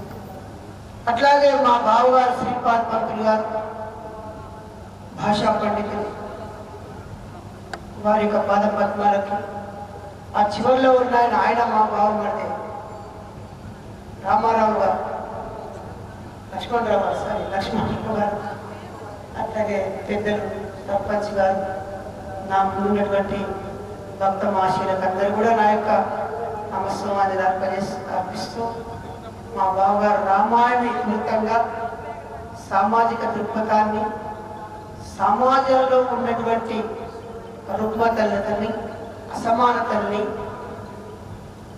రామాయణాన్ని ఇతివృత్తంగా ఆధారం చేసుకొని ప్రవచించమన్నారు. తప్పకుండా మనం చేస్తాం. ఈ జూలకంటి మా వైపక్క జూలకంట జుల్కల్ ఈ గ్రామంలో గత 2 రోజులుగా దేవస్థానాన్ని నిర్మించుకుంటున్నారు. గ్రామశిల అంటే గ్రామ నాభి బొడ్రాయి అంటాం మన మామూలుగా తెలంగాణలో. ఈ బొడ్రాయి ప్రతిష్టాపన అట్లాగే నవగ్రహ ప్రతిష్టాపన కూడా రేపు జరుపుకోబోతా ఉన్నాం. మరి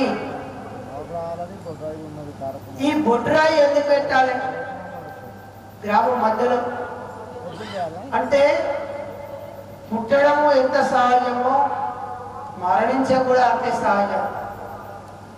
కాబట్టి పుట్టినప్పుడు బొడ్డు పోస్తారు పిల్లవారికి శిశువు. బొడ్డు పోయంగానే పూర్వజన్మ స్మృతి ఆయనతో మర్చిపోతాడు. అంతకుముందు ఏమనుకుంటున్నాయో వాడు తల్లి గర్భంలో అంటే జనని గర్భమందు జన్మించినందాక జగము లేలువ అని గాడనేరు గర్భవాస దీక్ష గడచిన వరతునే రమ్యసుమల సాంద్ర రాఘవేంద్ర నా శతకంలో అద్భుతంగా చెప్పిన ఈ జనని గర్భంలో ఉన్నటువంటి శిశువు అధోముఖంగా ఉంటుంది 9 నెలలు. 9 నెలల గర్భవాస దీక్ష అదొక దీక్ష. ఆ శిశువుకు అదొక దీక్ష. ఆడు మలమూత్రాలనే ఆహారంగా జీవిస్తాడు. ఆ ఉమ్మ తాగుతాడు. 9వ నెల పడగానే సర్వాంగాలు వచ్చిన తర్వాత ఆయుష్ భగవంతుని ఇచ్చినప్పుడు వాడు ఒక ప్రార్థన చేస్తాడు.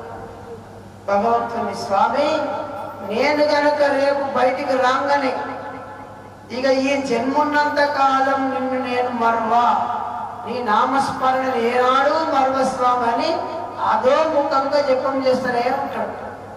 ఎప్పుడు ఆయుష్ ఆ అవయాలన్నీ సమృద్ధిగా అయిపోయి సర్వాలంకారాలైన తర్వాత అధోముఖంగా ప్రార్థించిన తర్వాత వాడు పుట్టగానే బొట్టుకోయగానే పూర్వజన్మ స్మృతి మర్చిపోతాడు.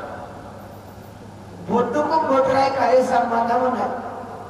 పూర్వజన్మ జ్ఞప్తి మర్చిపోగానే కెమ్మని కేరుమని ఒక కీక పెట్టంగానే వాడు పూర్వజన్మలో ఏమున్నాడు అది మర్చిపోతాడు. ఆ 9 నెలలు చేయనటువంటి ప్రార్థన మర్చిపోతాడు. పుట్టంగానే ఏమంటాడు ఏడుస్తాడు. ఏడవగానే ఆ జన్మ అన్ని గత స్మృతులన్నీ మర్చిపోతాడు. ఈ లోకంలోకి వస్తాడు. ఈ లోకంలోకి వచ్చిన తాగానే 9 నెలల ఆకలి తీసుకోవడానికి తల్లి పాలకై ఆశిస్తాడు. తల్లి పాలు తాగుతాడు. పాకాలనే ప్రయత్నం, నడవాలనే ప్రయత్నం, నడిచిన తర్వాత మాట్లాడాలనే ప్రయత్నం, మాట్లాడిన తర్వాత పళ్ళొచ్చి కళ్ళొచ్చి అన్నీ శృతి వచ్చిన తర్వాత అప్పుడు వాడు పూజలు చేసిన జ్ఞాపకం మళ్ళీ మర్చిపోయి ఈ సంసార చక్రంలో పడతాడు. అందుకే దుర్జడు చెప్తాడు, ఆలంచున్ మెడగట్టి దానికి నపత్య శ్రేణి కల్పించి, ఆలంచున్ మెడగట్టి దానికి నపత్య శ్రేణి కల్పించి తత్కాలం వ్రాతం నిచ్చుగుచ్చుకొని సంబంధంబు గావించి ఆ మాలాకోటికి భంగమమ్మని ప్రేమన్ గుందరం దిప్పగా శీలం శీలగా చేసి తిప్పుచుంటివి కదా శ్రీకాళహస్తీశ్వర.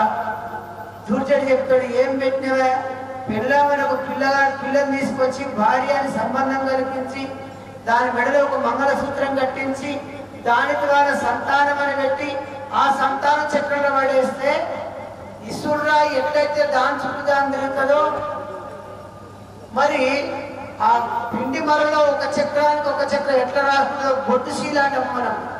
ఆ బొట్టు శీలేసి ఎట్లా తిప్పుతున్నావో చక్రాన్ని అట్లా తిప్పుతున్నావు కానీ అసలు విషయాన్ని మేము మర్చిపోతున్నాం. అందుకే పూర్వజన్మలో చేసుకున్న జ్ఞాపకాన్ని మర్చిపోతున్నామని ఆ జీవుడు చెప్తాడు. ఈ బొటురాయికి మరి మనకు జన్మ సంబంధం ఏందయ్యా అంటే ముట్టంగానే తీసుకుపోయి ఒక నూనె సుక్క బొటురాయి మీద వస్తాడు.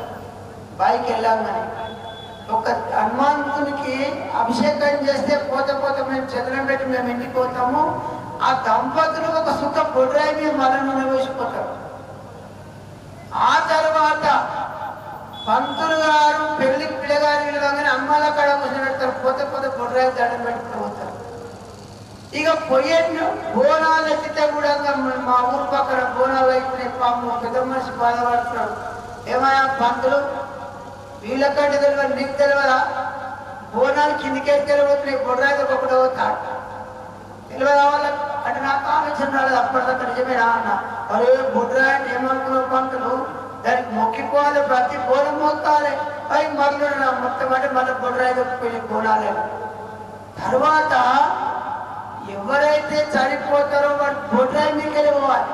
ఇక బొడ్రాయి బంధం మా దాకుంటాయి. అట్లాంటి గ్రామశిలాలు అంటారు. ఆ గ్రామశిలను మీరు ఏర్పాటు చేసుకున్నారు. నవగ్రహాలు పెట్టుకుంటున్నారు. నవగ్రహాలు ఎందుకయ్యా అంటే భూత పెద్ద పిచాచాది యక్ష యక్ష చాకరి ఢాకిని ఇవన్నీ దోషాలు పోవడానికి ఆ దేవాలయానికి అనుబంధంగా నవగ్రహాలు పెట్టుకున్నాం. ఆ నవగ్రహాల్లో అందరూ ఉన్నారు. శని చాలా చెడ్డోడు అంటున్నారు, శని అంత మంచివాడు ఎవరు. ఆ శని గ్రహాన్ని పెట్టుకుంటున్నారు. రామాయణం చెప్పారు మా బావగారు. శని ఎందుకు పెట్టుకోవాలంటే రావణాసురుడు ముల్లోకాలు జయించిండు, నవగ్రహాలతో ఊడిగం చేయించుకుంటున్నాడు. 9 మెట్లు పెట్టిండు వాడు సింహాసనానికి. 9 మెట్ల మీద ఒక్కొక్క గ్రహాన్ని బోర్లో పడుకోబెట్టి వాళ్ళ మీదకి వెళ్ళి నడుస్తున్నాడు. రోజు నవగ్రహాల మీదకి వెళ్ళి నడిచి వారి యొక్క సింహాసనం మీద కూర్చుంటున్నాడు. అందరూ బోర్లో పడుకున్నారు. ఎవరు తలెత్తి చూసే శక్తి లేదు నవగ్రహాలకి, 9 మందికి.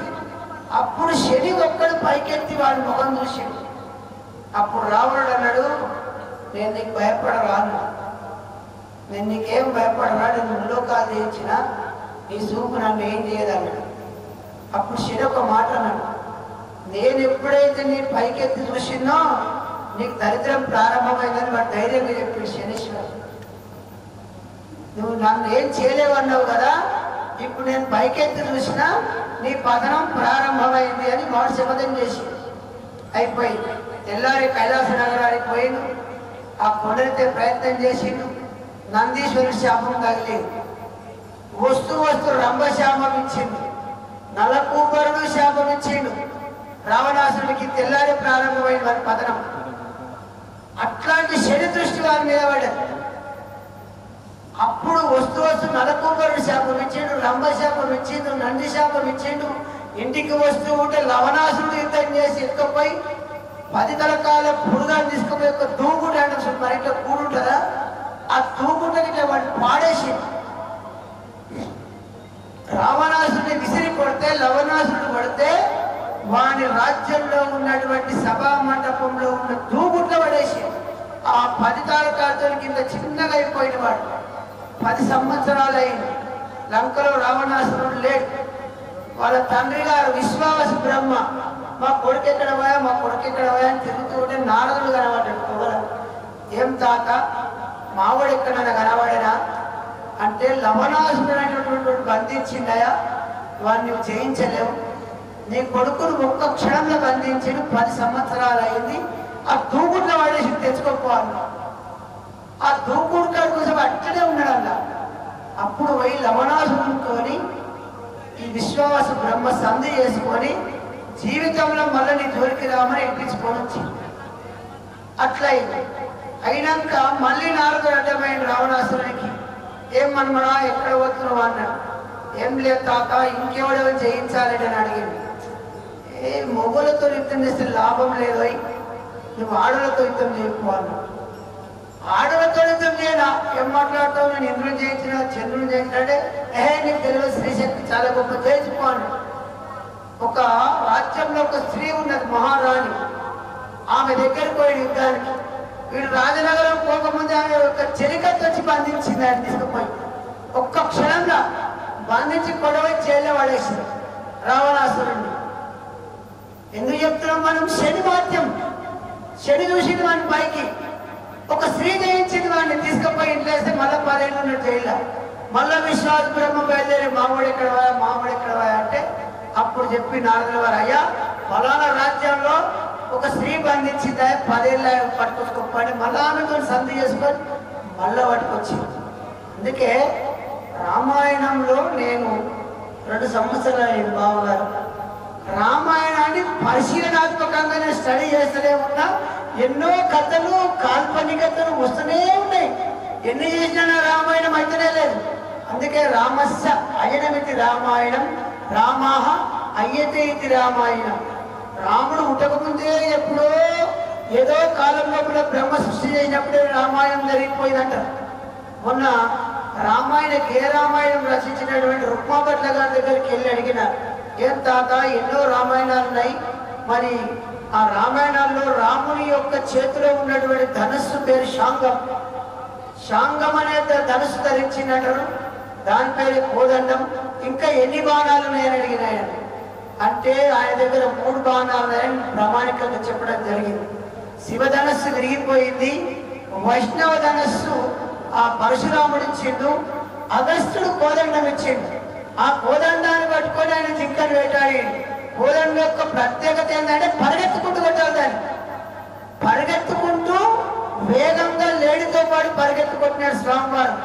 కొడితే ఆ యొక్క మారీచుడు చనిపోయింది. ఇంకా ఎన్ని ఉన్నాయప్ప ఆయన దగ్గర అంటే ఆయన దగ్గర 3 ధనుస్సులు ఉన్నాయి రా అని చెప్పింది ఆయన. అయితే మరి రామాయణములో చాలా సందేహాలు ఉంటాయి సార్. పర్ణశాల ఉన్నది భద్రాచలం దగ్గర, పర్ణశాల వేరు, పంచవటి వేరు. అయోధ్య పక్కన పంచవటి నాసిక్ దగ్గర ఉన్నది. అక్కడ అయోధ్య పక్కన ఇంకొకటి ఉన్నది. ఇట్లా ఈ 3కి రాముడితో అనుబంధం ఉన్నది. కొందరేమో పంచవటిలో సీతాపహరణం జరిగిందని కొంతమంది చెప్పారు.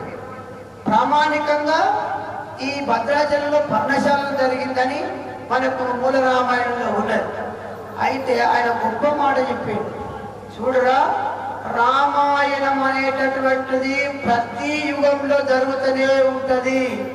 రావణుడు పుడుతూనే ఉంటాడు, రామచంద్రమూర్తి సంహరిస్తూనే ఉంటాడు. ఈ కోదండాల పంచాయత్ పక్కకు పెట్టు. రామాయణం నిత్య నూతనం, రామాయణం నిరంతరం జరుగుతూనే ఉంటది. ఆ మండోదరి అడిగింది, ఆ రావణాసురుడు ఆ బ్రహ్మాస్త్రాన్ని ప్రయోగించినప్పుడు ఆ రథం పక్కన నేల కొరిగి అలా ఉన్నాడు, ఇంకా చనిపోలేడు. ఆ శరం తీస్తే చనిపోతాడు. చనిపోయినప్పుడు ఆమె లంక నుంచి పరిగెత్తుకొచ్చింది. అమ్మా మీ ఆయన నిలబడిపోయినాడు అనగానే ఆ మండోదరి పోయి ఆ రామచంద్రమూర్తి దగ్గరికి పోయి, స్వామి మీరు భగవంతుని అవతారం అంటారు, ఇంత కరుణా కటాక్ష వీక్షణాలు మీ దగ్గర ఉన్నాయి కదా, నేను ఒక ముత్తైదను, మా ఆయన పోతేనే నీ వైధవ్యాన్ని ఎట్లా భరించాలి, నాకు వైధవ్యం లేకుండా నాకు వరమి అని కోరిందా. భర్త చనిపోతే ఇక్కడ వైధవ్యం రాకుండా ఇంకేమొస్తుంది.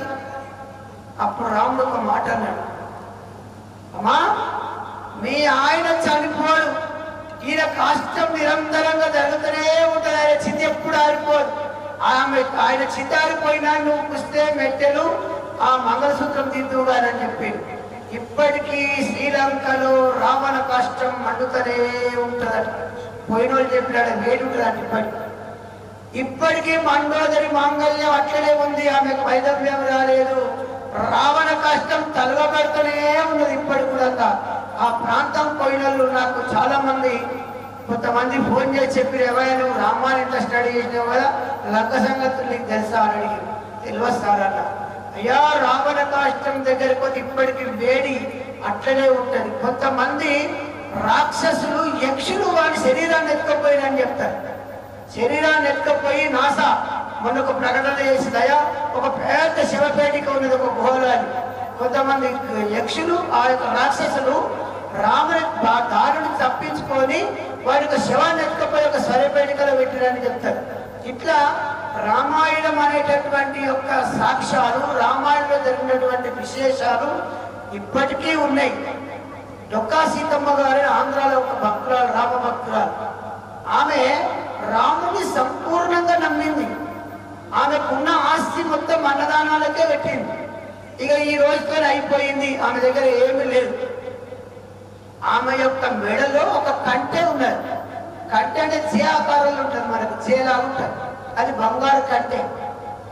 అప్పుడు ఒక బ్రాహ్మణ ఇంటికి భోజనానికి వచ్చింది యువకుడు. అమ్మా నాకు ఆకలి అవుతుంది, అన్నం పెట్టి అన్నాడు. అంటే సీతమ్మ గారు అన్నది పెడతా బాబు అన్నది. ఆకలి అవుతుంది అన్నం పెడతావు కానీ నా పెళ్లి ఖాయమైంది, వారం రోజుల పెళ్లి, నాకు బంగారం కావాలన్నాడు. ఆమెన్నది ముందు నువ్వు తినన్నాడు, నువ్వు ఇస్తే కానీ నేను తినా అన్నాడు ఆయన. అంటే ఆ సీతమ్మ గారి భర్త అన్న లోపలికి పిలిచి ఏమే ఉన్నదంతా ఊడ్చి మొత్తం పెట్టినావు, ఎవడో బ్రాహ్మణ పిల్లోడు వచ్చిండు, వాని యొక్క కన్ను నీ కంటె మీద పడ్డది, అది ఒకటి ఏగలవిగా మా దగ్గర ఏం లేదని. అంటే ఆమెన్నది ఒక సద్బ్రాహ్మడు పెళ్లి పెట్టుకున్నాడు, బీద బ్రాహ్మడు, ఈ కంటె పోతే ఏమవుతుందయా, నా కంఠం పోతే కూడా నేను వదిలిపెట్టా, సరే బాబు నేను ఇస్తే నువ్వు తిను అన్న. అంటే తింటూ ఉన్నాడు. ఆమె మెడలోంచి కంటె తీసి ఆ యొక్క అరటాకు కింద పెట్టింది. అరటాకు కింద పెట్టి ఆయన కాలు కడుక్కున్నాడు, తిన్నాడు, పోయింది. పోయిన తర్వాత ఆమె బయటికి నిలిచి చేత పెట్టింది. ఆయన ఏమైనా మర్చిపోయిన పోతున్న వాళ్ళు అట్లా మళ్ళీ వచ్చింది. ఆయన ఆ కంటె తీసుకొని పోయింది. పోయిన తర్వాత వీధి చివరి దాకా చూసి వెళ్ళిపోయింది, మాయమైపోయింది. ఇంటికి వచ్చి చూస్తే అరటాకు ఎత్తేది మళ్ళీ కంటె అక్కడనే ఉన్నది. అప్పుడు ఆమె కనుక్కొని వచ్చినటువంటి వాడు రామచంద్రమూర్తి నన్ను కటాక్షించడానికి వచ్చిందని చెప్పేసి ఆ కట్టె పట్టుకొని గల్లి గల్లి అంతా జరిగింది. వాడు బ్రాహ్మణ పిల్లవాడు పోయినా అంటే మాకు కనిపించాడు, మాకు కనిపించాడు. అప్పుడు ఆమె భర్తకు చెప్పిందయ్యా, నువ్వెంత అదృష్టవంతుడు, నేనెంత అదృష్టవంతుడు అని. స్వామివారు నా చేతితో భోజనం చేసి నా కంటె తీసుకొని పోయిండు, మళ్ళా ఆటోమేటిక్గా ఇంకోటి ఇచ్చిపోయిండు అనగానే ఆయన అన్నాడు, ఇప్పటికీ నేను అప్పుడు నమ్మింది ఆయన, నిజంగా భక్తురాలను శబరి మాత అంశంగా ఉంటుందని. అప్పుడు ఆ కంటె తీసుకొని పెట్టుకోగానే అయ్యా జర పొలం దాకా పోయిరాకు అంటే పొలం దున్నుతూ ఉంటే ఆయనకు బంగారు గిరి దొరికింది. ఇప్పటికి వాళ్ళ వంశస్థులు ఆంధ్రాలో ఇప్పటికీ అన్నదానాలు చేస్తూనే ఉన్నారు, వాళ్ళు ఎక్కడెక్కడో బతుకుతా ఉన్నారు. ఆ యొక్క భక్త రామదాస్ గారు 6 లక్షల ప్రభుత్వంతో ఆయన రామాలయం కట్టించి మీకు అంతా తెలుసు. కట్టించిన తర్వాత ఆయనకు రామచంద్రమూర్తి కళలో వచ్చి చెప్పిండు, రేపు వైకుంఠం నుంచి గరుడ వాహనం వస్తుందయ్యా, నువ్వు రావాలి అని అన్నాడు. అంటే ఆయన భార్య చెప్పిండు కమల, రేపు నువ్వు సిద్ధంగా ఉండు, మనం సశరీరంగా వైకుంఠానికి పోతున్నాం. అంతకుముందు ఒక అవకాశం వచ్చింది ఆయనకు, నేను రాను స్వామి అన్నాడు. ఆయన వైకుంఠ ప్రాప్తి వచ్చినటువంటి భక్తులు ఉండేటువంటి భారతదేశం ఇది. సశరీరంగా ఒక తుకారాం దాస్ గారు వైరు, ఒక భక్త రామదాస్ వైరు వైకుంఠానికి. మొదట్లో ఆయన కనిపించినప్పుడు నువ్వు వస్తావా రావాడు, నేను రాను స్వామి అన్నాడు.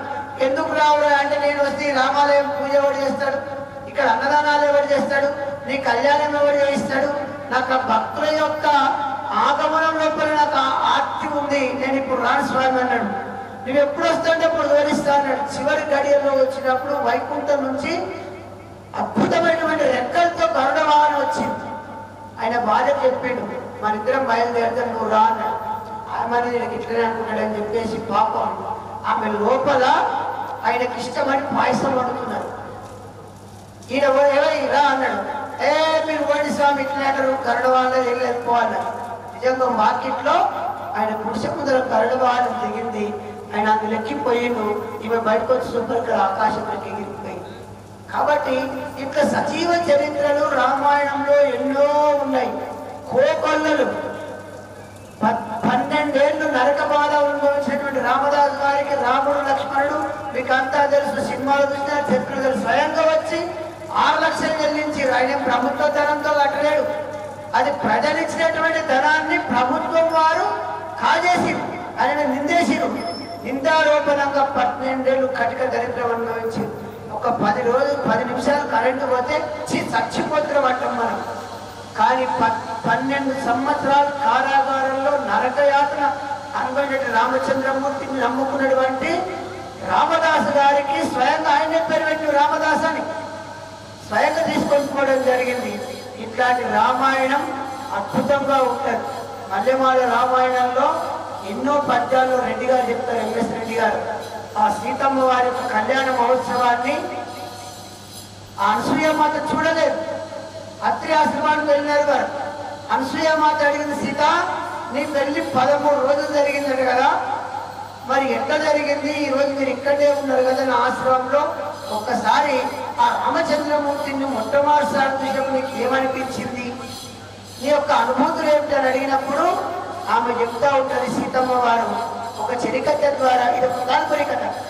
కాల్పనికతలు అనేటువంటి కొన్ని జరుగుతాయి. మూలం దెబ్బతినకుండా ఒక కవి యొక్క ప్రమేయం లేకుండానే కాల్పనికత పద్యం పడుతుంది. అప్పుడు సీతమ్మ వారు చెప్తుంది, ఏమో అయోధ్య నగరం నుంచి 2 రాజకుమారులు వచ్చినారు. ఆ విశ్వామిత్రుడు వెనకాల మా నాన్నగారు ఆ పేటికలో ఆ ధనస్సు పెట్టినారు. రామచంద్రమూర్తి సభా మండపంలోకి వచ్చినప్పుడు నేను గవాక్షంలో ఉన్నా. 5 ఫ్లోర్ నుంచి చూస్తున్నామే. ఆమె వయస్సు 6 సంవత్సరాలు, రామచంద్రమూర్తి వయస్సు కరెక్ట్గా 13 సంవత్సరాలు. అయితే ఆ బాల్య వివాహాలు జరిగే రోజుల్లో ఆమె పైనుంచి ఎవరి అబ్బాయి అని చూస్తున్నప్పుడు రామచంద్రమూర్తి ధనుస్సు ఎక్కుపెట్టినాడు. ఎక్కుపెట్టినప్పుడు దాన్ని ఆకర్ణాంతంలో ఆగినప్పుడు అది విరిగిపోయింది, గొప్ప శబ్దం కలిగింది. అప్పుడు కవిగారు అద్భుతమైన పద్యం చెప్తాడు.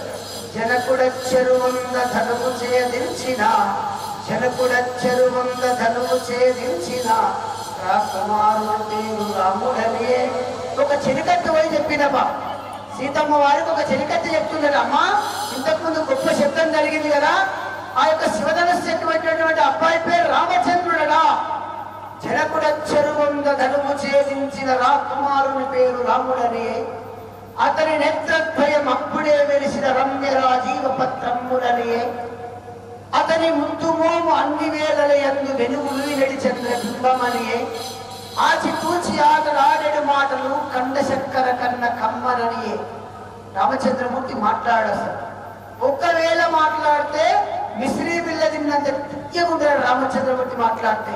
అతని ముద్దు మోము అన్ని వేళల యందు వెలుగులు నడి చంద్రబింబమనియే, ఆచితూచి అతడు ఆడేడు మాటలు కండ చక్కెర కన్న కమ్మననియే అని చెప్తూ ఉంటే ఆ సీతమ్మ వారి ఊహల్లో తేలిపోయిందట.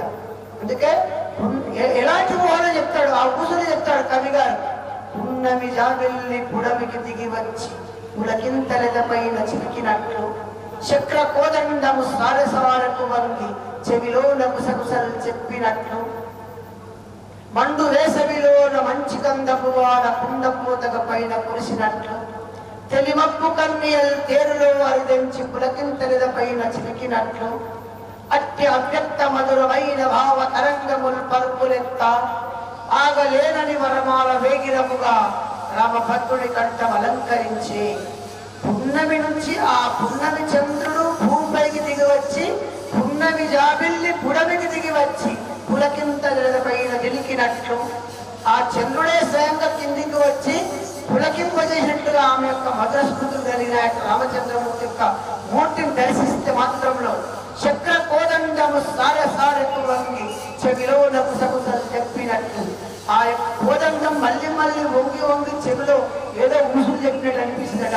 చక్ర కోదండము సారెకు వంగి చెవిలో నగుసగుసలు చెప్పినట్లు, తెలిమప్పు కన్నీయలు తేరలో అరుదించి పులకింతలుగా పోయిన చిలికినట్లు తెలిమప్పు కన్య తెలిమప్పు అప్పుడప్పుడే మబ్బు పడినటువంటి ఆ యొక్క తెలిమప్పు కన్య మారుతంగా వీచి తెలిమప్పు కన్య తేరులో ఒక రథంలో వచ్చి ఆమె పైన చిలకరించినట్టుగా కలిగినట. అలాంటి మధురమైన భావనలు ఆ భావనలు ఆమెలో కలగగానే అలా వరమాల పట్టుకొని వచ్చేసరికి ఆమెకు తెలియకుండానే అప్రయత్నంగా ఆగలేనని వరమాల వేగిరముగా రామభద్రుడి కంఠం అలంకరించి అమ్మ నాకు తెలియకుండానే నేను తీసుకెళ్లి రామచంద్రమూర్తి యొక్క మెడలో ఆ వరమాల వేశానని చెప్పిందట. ఇంత అద్భుతమైనటువంటి పద్యాలు చెప్పినారు కవులు రామాయణం పైన. ఎన్నో రామాయణాలు వచ్చినాయి. ఆ యొక్క హరిదాసు నారాయణమూర్తి గారు నారాయణదాస్ గారు చెప్తారు 60,000 సంవత్సరాలు పరిపాలించిన దశరథ చక్రవర్తికి సంతానం లేదు. ఆ యొక్క పుత్ర కామేష్టి చేసిన తర్వాత సంతానం వెళ్తే 4 రథాల లాంటి వాడు కొడుకులు పుట్టినారని పక్కన కూర్చోబెట్టి ఆనందపడుతున్నాడట. ఎంత ఆనందపడుతున్నాడో ఆ నారాయణదాస్ గారు చెప్తారు. నొనుంగు ప్రాయముతో ఎల్ల సౌందర్య వినిర్జిత నవమారుని పంపించబోయే యాగానికంటే స్వామి నేనైతే వస్తా, కానీ నా ప్రాణాధికమైనటువంటి రామచంద్రుడు నేను పంపించాను. అంత ప్రేమ ఉంది ఆ యొక్క దశరథ మహాచక్రవర్తికి. మరి వాల్మీకి అయితే మామూలుగా ఒక శ్లోకంలో చెప్తాడు, కానీ హరికథ పితామహుడు ఆయన వెళ్ళిపోతాడు.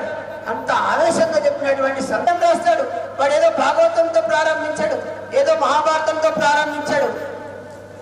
వర్ధమాన కవులు మొదలుకొని ఆధునిక కవులు, పూర్వ కవులు ప్రతివాడు రామాయణం రాసినటువంటి వాళ్ళే. మొన్నటికి మొన్న రాశాడు ఏకాగ్ర మాత్రం వేదన సారి అపహరణానికి గురైతే ఎట్లా ఏడ్చాడో అంత ఘోరంగా ఏడ్చాడు.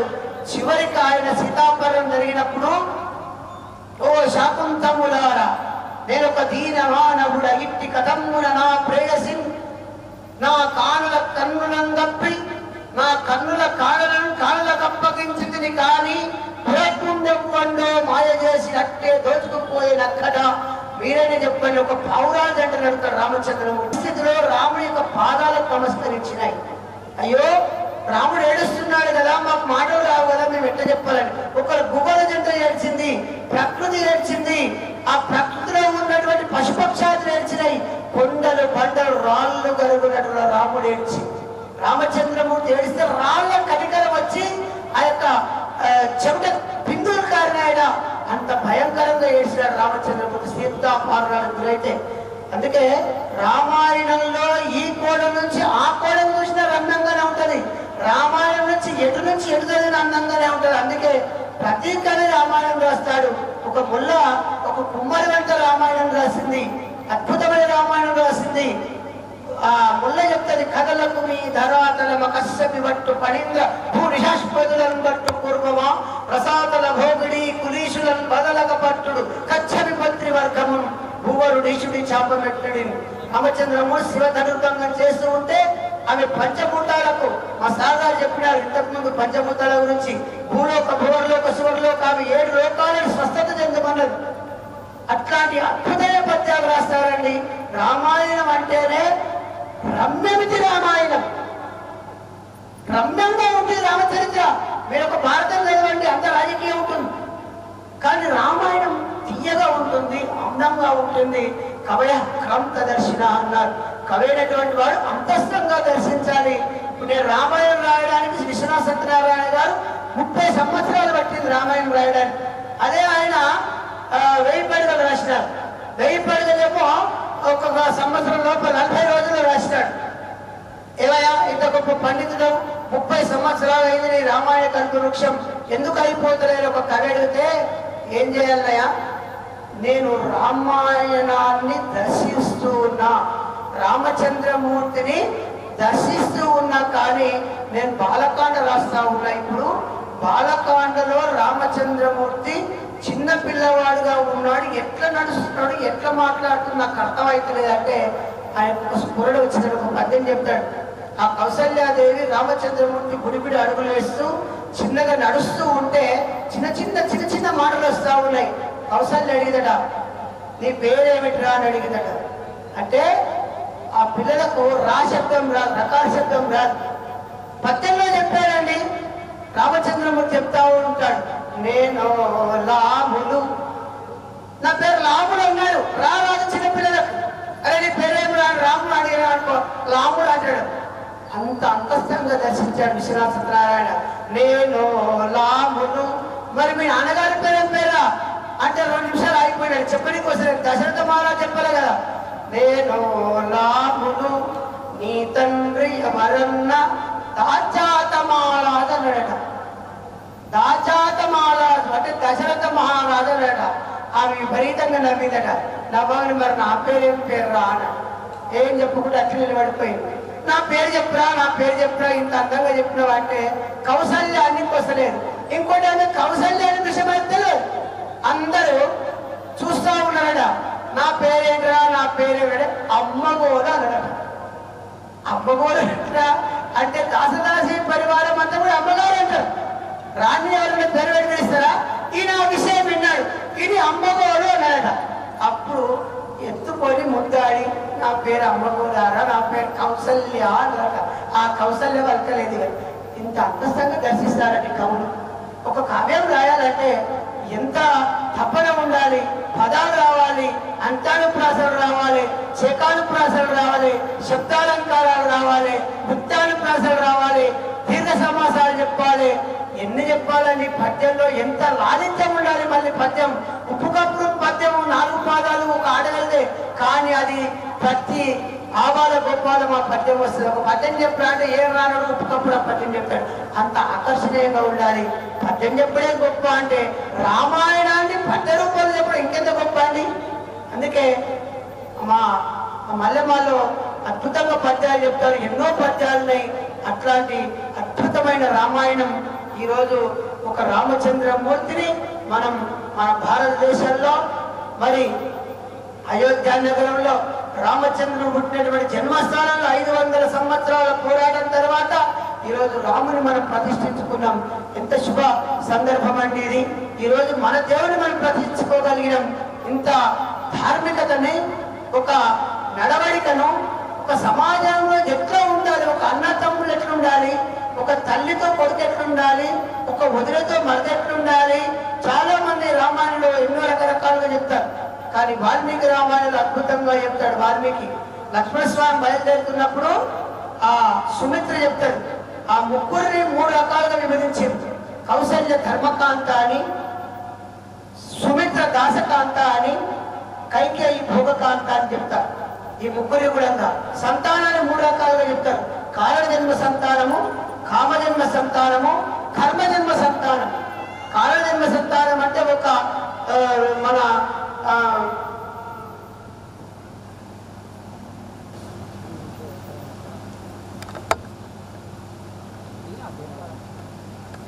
దుర్గల్ గ్రామంలో మనం బొడ్రాయి నవగ్రహాల ప్రతిష్టాపన కార్యక్రమం చేసుకుంటున్నందుకు ఆ కార్యక్రమానికి విచ్చేసినటువంటి ఆచార్యులందరికీ కూడా నా యొక్క వందనాలు.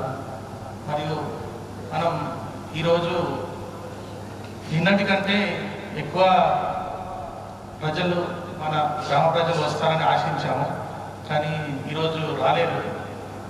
కావున ఇంకా మనం వెనక్కిపోతున్నామనే ఆలోచన నాకు అనిపించింది. ఆ విషయాన్ని క్షుణ్ణంగా నేను చెప్తున్నాను. ఇంకా మనము కొంచెం ముందుకు వెళ్ళాలంటే మనం ఏం చేయాలనేది మనం ఆలోచించుకొని కొంచెం మన హిందుత్వాన్ని కానీ మన దైవ కార్యాలను కానీ కొంచెం ముందుకు తీసుకెళ్ళాలా మనం ప్రయత్నం చేయాలని కోరుకుంటూ ముగిస్తున్నాను. మీకు ఎంతో మంది దేవుళ్ళ ఏ దేవుడు మొక్కుతారు? ఎంతో మంది కూడా ఎంతమందికైనా మొక్కుతారు. వాళ్ళకు ఒక్కడే కూడా ఒకరికే మొక్కుతారు. వాళ్ళకు ఉన్నది ఒకే వారము, మనకు అన్ని వారాలు వారాలు. వాళ్ళ అన్ని మతస్థులకి ఒకటే వారం ఉందా, ఒక వారం మాత్రమే పోతారు. మనకు అన్ని వారాలు మనయే కాబట్టి అన్ని వారాలు మనమే, అన్ని దేవుళ్ళు మనయే కాబట్టి ఇలాంటి కార్యక్రమాలను, ఇలాంటి దేవాలయ కార్యక్రమాల సందర్భంగా 15 రోజులకోసారో, నెలకోసారో, వారానికి వస్తారో మన వీలుని బట్టి మనమందరం ఒక దగ్గర ఏర్పాటు చేసుకొని 10 మంది అయినా సరే, 5 మంది అయినా సరే, 20 మంది అయినా సరే భావిస్తూ ఇక మున్ముందు ఇలాంటి కార్యక్రమాలు చేస్తూ ఇలాంటి పెద్దలు పిలిచి వాళ్ళ పెద్దల ద్వారా ధర్మ వచనాలు నేర్చుకొని విని మనం ఆ ధర్మ మార్గంలో ప్రయాణం చేయడానికి పూనుకోవాలని తెలియజేస్తూ స్వస్తి ప్రజాభ్యాం పరిపాలయంతాం న్యాయేన మార్గేణ మహిషాం గోబ్రాహ్మణేభ్యః శుభమస్తు నిత్యం లోకాః సమస్తాః సుఖినో భవంతు సహనా భవస్తు సహనా భవతు సహనో భునస్తు సహ వీర్యం కరవావహై తేజస్వినామధీతమస్తు మా విద్విషావహై ఓం శాంతి శాంతి శాంతి. తర్వాత ఎల్లకొండ భజన భక్తులు వస్తున్నారు.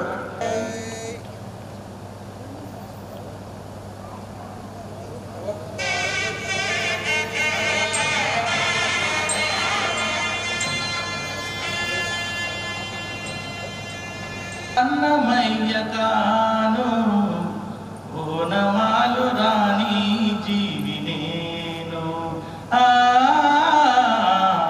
ఓనమాలు రాణి జీవి నేను నీ వర్ణన కవితల కోసం ఊహలలో నిన్నే చూశా నీ వర్ణన కవితల కోసం ఊహలలో నిన్నే చూసా పదనడకల ఊసులలో మరుమల్లలు పూయించాను హృదయ కడలి అశ్రువులన్నీ పొంగి పొరలి అర్పించదను త్యాగరాజు కాను అన్నమయ్య కాను ఓనమాలు రాణి జీవి నేను ఓనమాలు రాణి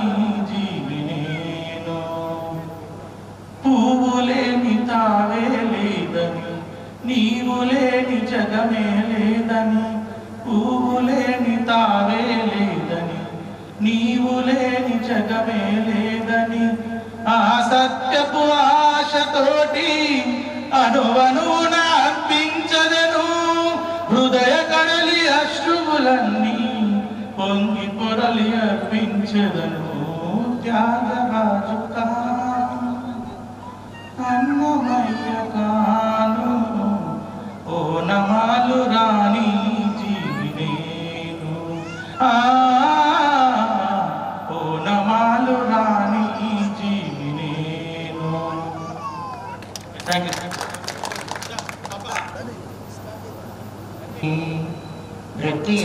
బ్రతిమిలాడి రాముని రమ్మనే భామిని బ్రతిమిలాడి రాముని రమ్మనే యామారి ఉన్నడేమో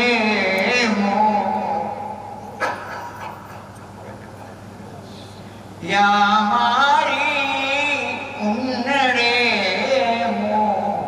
ఒక నిమిష మోర్వనే భామిని బ్రతిమిలాడి రాముని రమ్మనే పొంగుచు విన్నవేచి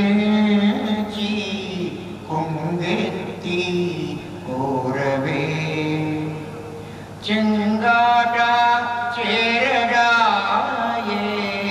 చెంగాట చేరమనే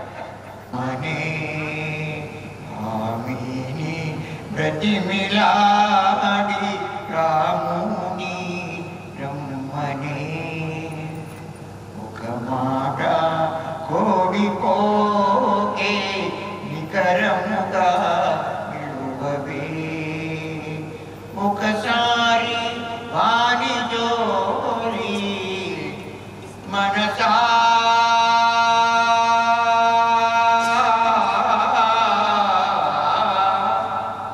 మనసా ఒకసారి వారి జోలి ఏకనాథుకు తెలుపవే భామిని ప్రతిమిలా